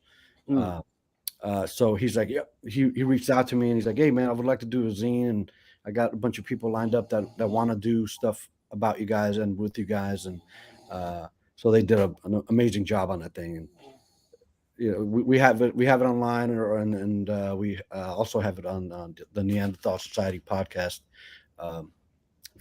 for sale, which it's really cool. It's got a bunch of stuff with Ernie and memorial stuff and all that good thing, man. Is this the original artwork, or is this is this a lithograph of this artwork? This is it's a proof from the stickers I got made. And they sent me it's like an 8x10. So I was like, oh, I'm gonna frame this. And it's a drawing from Mick Lambro from Australia, who does things for everybody damn near. Sure. And he's an amazing artist. And we were just honored that he's like, yo, I'll do stuff for you. It's what I do. I love to do this. Yeah. He does. He just did this. Where's this flyer? He just did this flyer. Where is it? Here you go. Yeah. Well, I think he might have done this artwork a little while ago, but they just incorporated into this upcoming show we have here that we're playing and Leeway, a couple other people playing. He just did this cool flyer. Yeah. That dude's amazing, man. Yeah. Yeah. Very, very, very cool. Great artwork. Yeah. Yeah, he's doing a lot of stuff. Yeah, shout out to Mick, man. He's fucking amazing. For sure. Yeah. He does it for fun. He doesn't want anything. But when we get stuff made with his stuff, we're gonna send him some stuff, some care package out to Australia, Right on. or maybe we'll visit him out there and give it to him personally. Yeah, there you go. Play some shows. Yes, that's right. New York Hardcore Comics. That is based on Hulk 181, which is the first appearance of the Wolverine. Yes. Wow. Okay, we're going in the weeds now, huh? You know, speaking of the weeds. I mean, I know this is a little off topic. Set that segue up for you. I set that up. Yeah. I will be on the plane tomorrow on the way to Florida, and I will be reading the Essential Killraven, which is all Killraven's appearances. I just got it off Amazon. I was a big Killraven fan. Had all the comics. The only thing that bums me out on this is it's in black and white, and I think that's kind of a drag because one of the great things about those comics, and I think any comic, is sort of the coloring of it. Like you kind of lose it in black and white, but you know, yeah, for sure. Go Drew with the comic. Absolutely. Hey, but before we take a break, and we'll we'll come back. We'll take some questions from around the world, but I didn't want it to get lost in the weeds. I want to talk. I know you guys are a bit sports oriented. I assume you were Raiders fans before they moved, and are you guys Oakland A's fans? Yes, definitely. Yeah, A's fans, Raiders fans. Yeah, A's all day. Let's take a couple of minutes on the A's and the Raiders. Are the A's? Are they still in that stadium? Yes, it's a shithole, but they're still there. Yeah, I was out there years ago, probably a bunch of years ago. Let's say 6 or 7 years ago, and I went to an A's game, and that's a tough stadium to play baseball in, man. Yeah, there's a big old the infield is like the pop-up zone, foul zone is just huge. So yeah, the seats are way up there, you know. Are they trying to get out of there? Are they trying to get the A's in another stadium?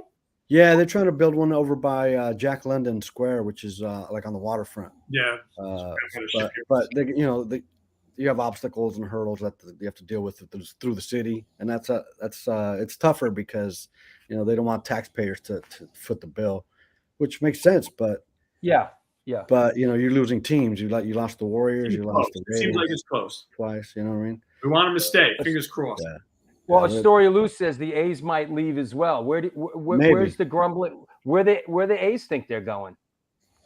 There's wordings that they go to Vegas. They talk about going to Fremont, which is South Bay, but right. Well, who knows?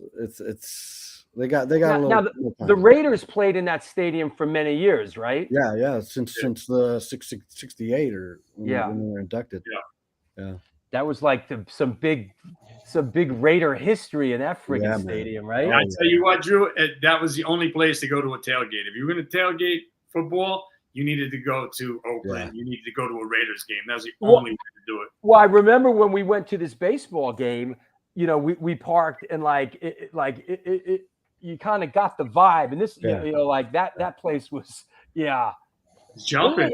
They call that place the Mausoleum? It's all concrete, right? It's like a big, Mausoleum.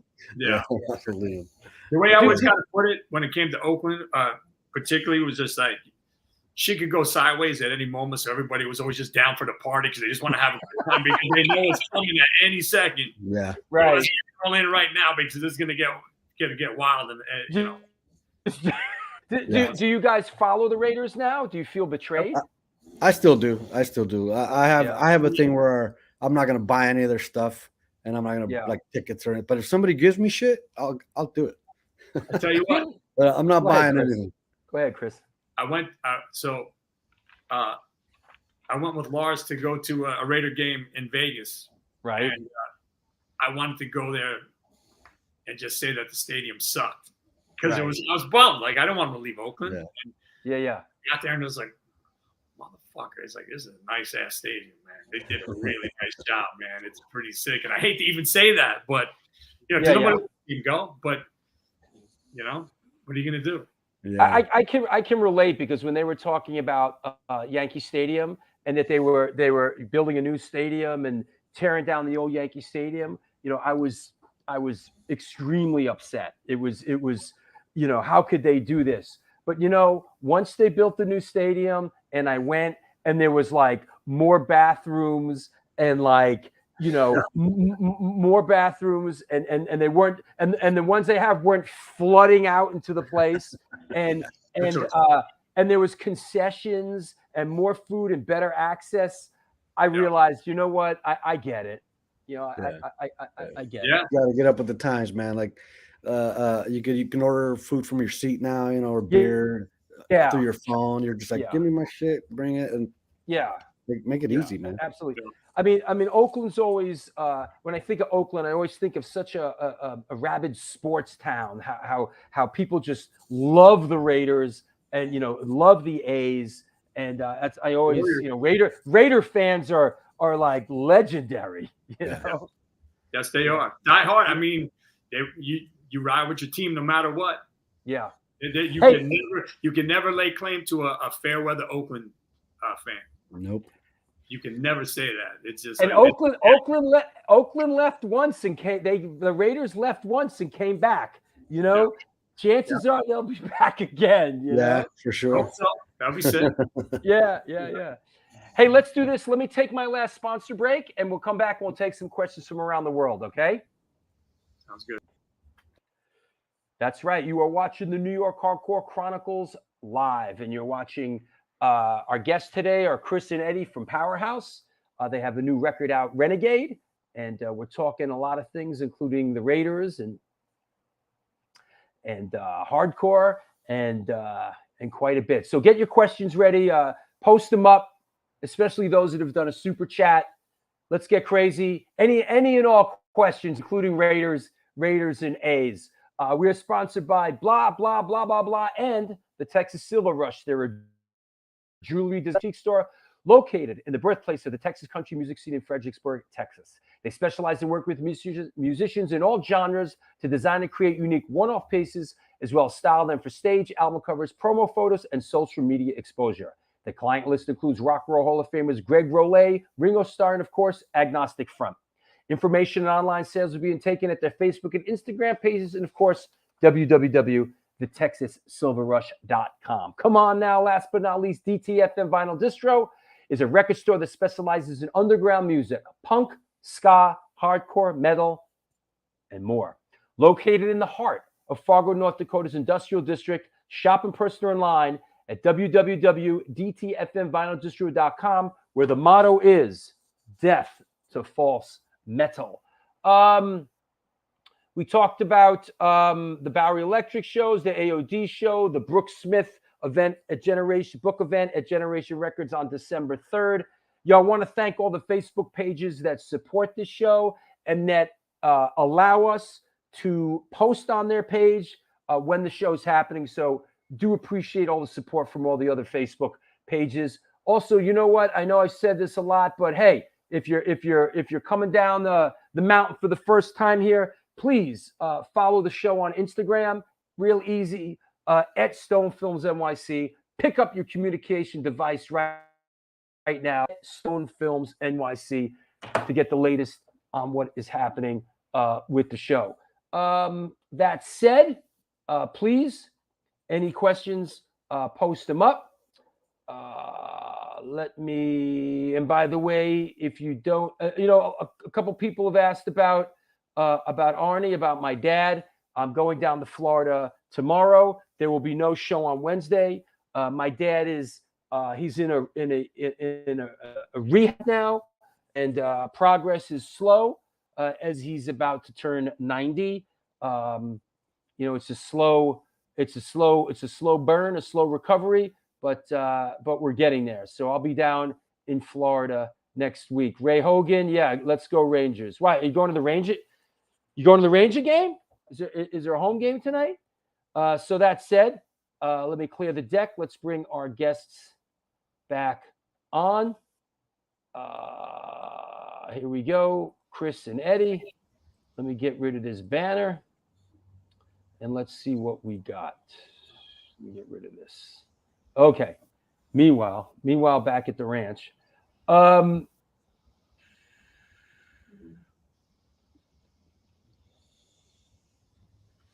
Okay. Hey, let's go back to this one. Alec asks, what's up with the unreleased Troublemaker recordings? Love that band. I still got all the stuff. I mean, I'm gonna try to start a page and upload that stuff, maybe on Bandcamp or something, for so people can have it for free. They were a good band, Drew. They were great music. Good band. Great music. And who was in Troublemaker? I was in the back. I played guitar there and with my friend Garrett, who was used to be in Lockjaw. Remember the band Lockjaw? Oh yes, of course. Over in Portland. Of course. Yeah, he was in that band.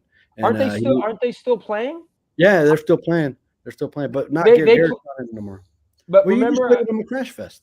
Yeah. And they played the Crash Fest the year before. Yeah, but when I saw you, right? Yeah. Where was that? That was outside. That was it was at Pacifica. Pacifica. Yeah. What a beautiful place that was, man. Yeah. For sure. Pacifica was beautiful. Me and my gal, we stayed there an extra day. Beautiful. Nice. Yeah. I'll post that up. I want to post that up because there's some really, really good tracks, man. That's the thing to do, man. Put it up there, put it for free. Let the people liberate the art. Let the people have it. Keep it going, man. Keep listening to it. Hey, our friend Aaron Collins says, "Let's go. Miss you both." Yeah, what up, Hey, Aaron? What's up? How you doing, bro? I love that dude. Well, thank you, Fabrizio. Great show. Well, thank you so much, man. Thanks. Oh yeah. Darren asks, has Powerhouse ever played any shows with any of the Bay Area thrash bands? If so, who? Chris? Well, we played with Testament, and we played with Machine Head.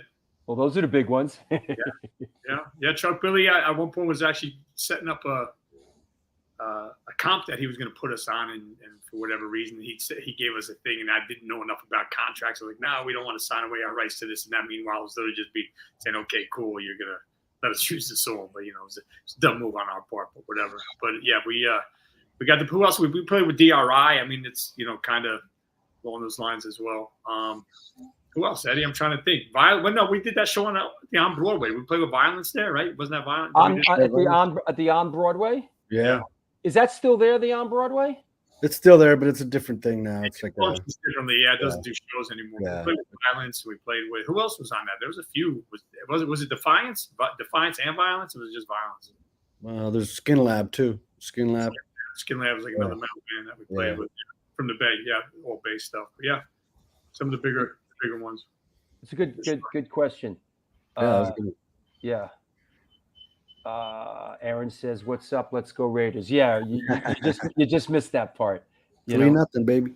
Yeah, is that right? Raiders are 3-0 already? No. The score is 3-0 right now. Oh, they're playing the Texans. They're up 3-0 right now. The Yankees are about to get shown the door. Oh tonight, man, they're gonna close that door on them. You know what? They just got nothing, man. They're just not showing. They just got nothing.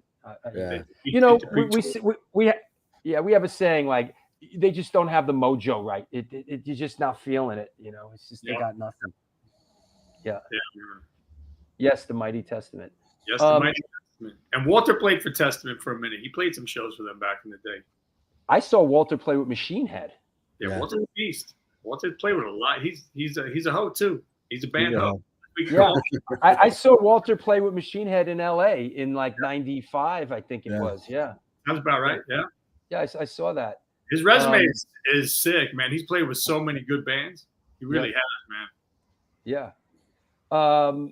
What's this? Have you ever played Slim's Bar? Is that a Bay Area place? Yes, we did play Slim's. We played Slim's quite a few times. Yeah. Strife, Business. Who else we've been over there with Eddie? I can't even remember. You're really testing my I don't remember that stuff. I was at the bar. Here's one from our graffiti historian RS70. Did either of you guys ever skate or BMX or graffiti back in the day? I skated and I did a little BMX in high school, but Same BMX. I still got my Hutch Trickstar, 1985 Hutch Trickstar. I still got it. Oh yeah, I've seen that in his garage. It's fucking. You got it hanging in the garage.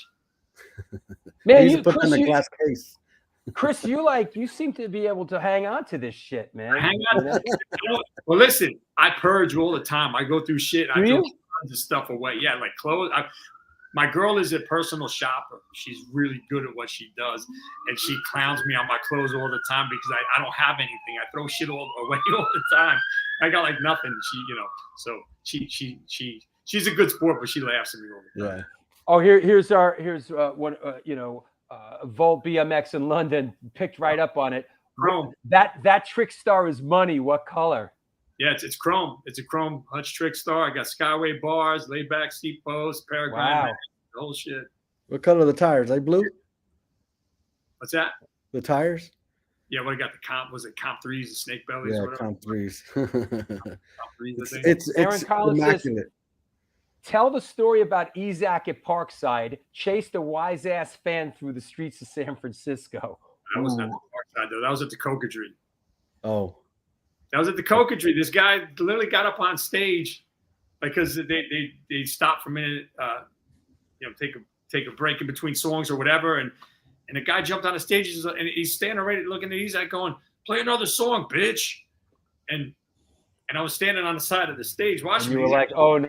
You know this guy?" Like, you were like, "Here we go." Or like, give you that look, like, you know this guy? And I'm like, nah. And he's like, boom. And the guy's like trying to run out the door, and Ezak's chasing him up the hill through North Beach and just whatever.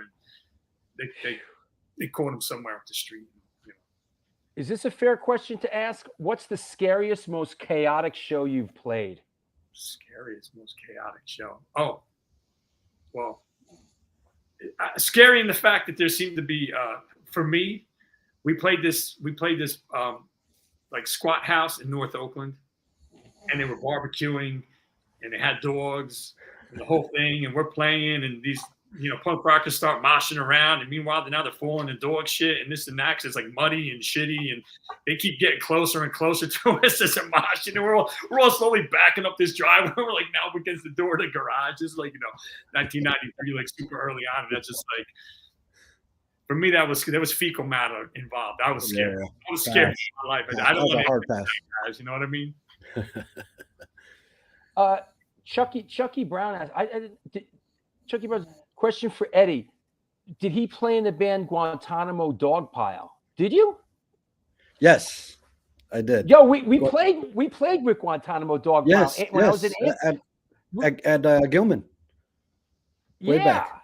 Yeah. Were you in the band then? Yeah, I was playing guitar. Yeah, but we had masks, so nobody knew that what the band. Yo, that band was a hoot, bro. Yeah, that band was a hoot. And you had the women in the burqas and shit. Yes, we had face masks. That band was a hoot. He says, and what was the main kid's name? Chris? What was the main guy's name? He was a Mike. promoter, right? Mike, Psycho Mike. He's one of the Press Logic. He was the singer. I mean, we had like 3 or 4 singers, and of course the ladies. That band, did you see that band, Chris? That band was nuts. They were wild. They were wild. I wouldn't expect anything less from Eddie though. It was fun. It was a fun thing. It was all covers, but whatever, And yes. in between the women go in between the songs. Yo, it was off the hook.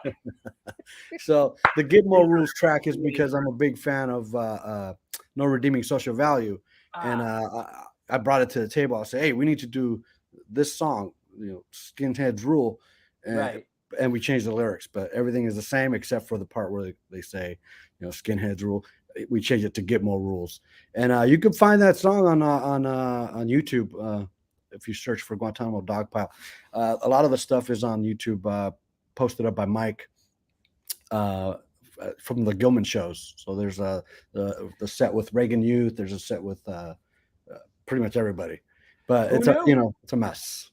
Who knew? Yeah. We make that connection that we've in fact crossed paths. Yeah. So I brought it to the table.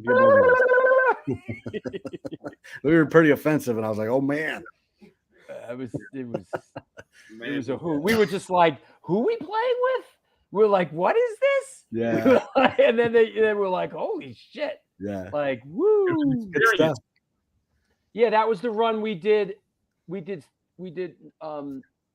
Gilman, but we did a show before in what the fuck was that place? It was a weird show, man. Out there, Stockton. Oh shit! Yeah, Yeah, man. We played. Stockton. It was.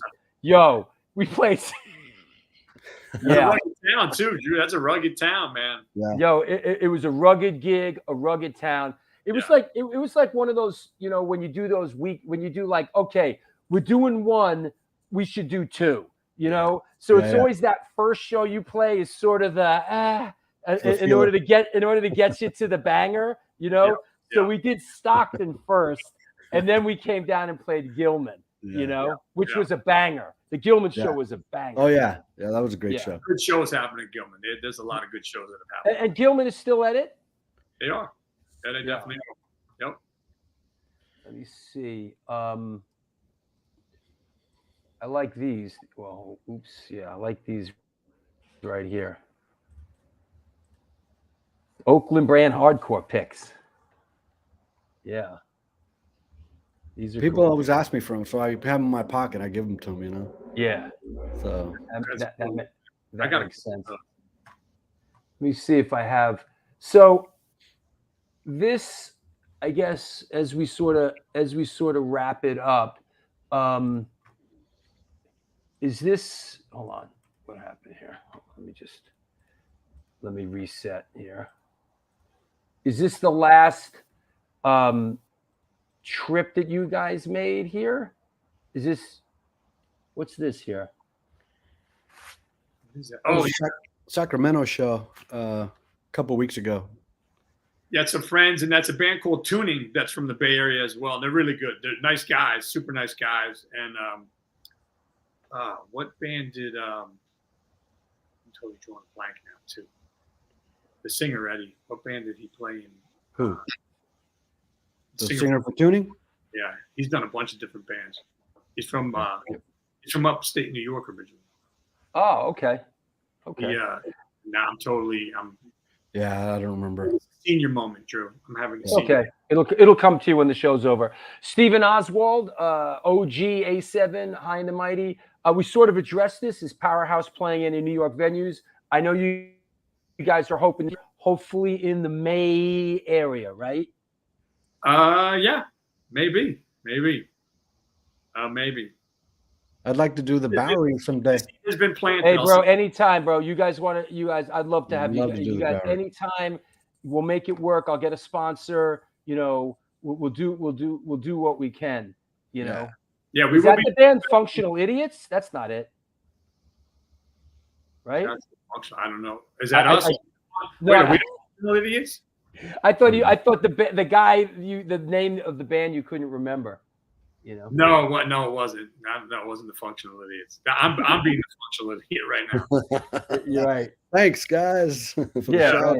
Yeah. All right. Well, good. Hey, that was fun. I want to thank you guys for coming on the show. You're welcome back anytime. Anybody you want to shout out, Chris, or thank?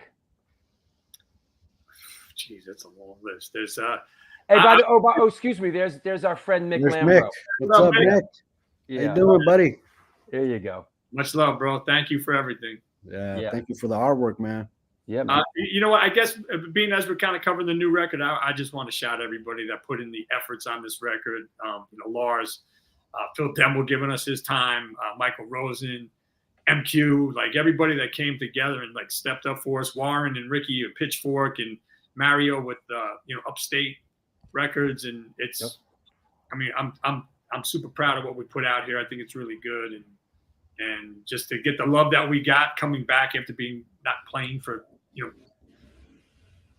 We started jamming again 14 years later. Like that's when Eddie and I started playing music, in 2018, trying to get this going again. And and so many people just rallied, and I want to thank every one of them. And I just want to thank all the people that are receiving us again after being so, gone for so long, man. It's just I love hardcore. We've been doing it forever, and it's just great to be a part of it. Well, you deserve it. Your heart, your heart's in the right place, and you have a love for it. So people were, happy, that you're back, and that's what's up. You know. Yeah. Eddie, anybody you want to shout out? I just want to shout out to people like you, man, who educate people, the young kids, the old kids. I learned a lot on this show from bands that I follow, and I'm I get surprised with stuff like facts and news and stuff, and I'm like, wow, I had no idea, and it hooks me into being a part of it, like if I was there, and you guys, bloggers, photographers who capture all the pictures, of course, and the moments for people to see that aren't able to attend the shows, or and they see it through you guys' eyes and words, man. So like yourself and like Chris, I do it because I love it, and and the passion comes through on it, and I'm really grateful, and I'm really blessed that people like yourselves, love the show and support the show. So I'm very fortunate. It wasn't part of the master plan to be doing a show like this, but it's the way it turned out. And sometimes in life, those are the great turns. Walter, want to thank you, Walter. We love you too, man. And thanks, Walter. And I'm happy that you landed with these guys. So look forward to seeing you. Yeah, thank you. Thank you so much. Yeah, my pleasure. I'll talk to you guys soon. Take care, Chris. Take care, Eddie. For sure. Thank you. All right. Have a good one, guys. Take care. Well, there you have it. Great show. But then again, we're in the business of doing great shows. This is the New York Hardcore Chronicles Live. Our guests today were Chris and Eddie from Powerhouse, talking about their new release, Renegades. Go out and buy it. It's here It's here. I don't know if I'm a hardcore encyclopedia, but I do my homework, I do my homework. Thank you. Somebody had an interesting question to me, and I didn't. Is that right? Billy Bio was at XPW event last night and random as fuck supporting Vampiro. Right. I talked to Bill. It's funny. I talked to Billy yesterday, and I knew that. Yep. Here's an interesting question. Thanks for keeping up the show for all the hardcore fans from all over the world, Drew. Question: name your top 3 hardcore records of all time. Cheers from Serbia. It's hard to say. There's been a lot, but for me personally, and this is fresh in my mind because I was just interviewed for something, I think yesterday, and I'd say probably right now, my top 3 hardcore records that really influenced me and spoke to me as a young person, I'd say the Bad Brains Roar cassette. When the Bad Brains Roar cassette came out, we just listened to it nonstop, with a cassette, one side to the next. Black Flag Damaged was huge in my world when it came out. Henry Rollins, I know things sort of changed in Black Flag land, but when Black Flag Damaged came out, I remember when this stuff came out, I was there. It was huge in my world. And I know that these are 2 separate 7 inches, but the first 2 Minor Threat 7 inches. Minor Threat was a very big, huge influence in my world. So, that's pretty standard stuff. Yes, Robo from Colombia. Of course, he played on that record. Of course. Yep. He also played on the Misfits Earth AD. Is that right? The Ranger game's on now at 5:00. Oh, it's a Sunday, right? Well, let's go Rangers. Yes, Ozzy. We listened to a lot of Minor Threat back in the day. Who do we want to see on the show? Well, listen, we just booked. Let me announce this. I mentioned it before, but Gary Bennett from Kill Your Idols and Sheer Terror and Death Cycle is coming on. There you go. So keep an eye out for that. And that's a good one. Guy plays in a lot of bands, a lot of music to talk about with him. So that's coming up. And there you go.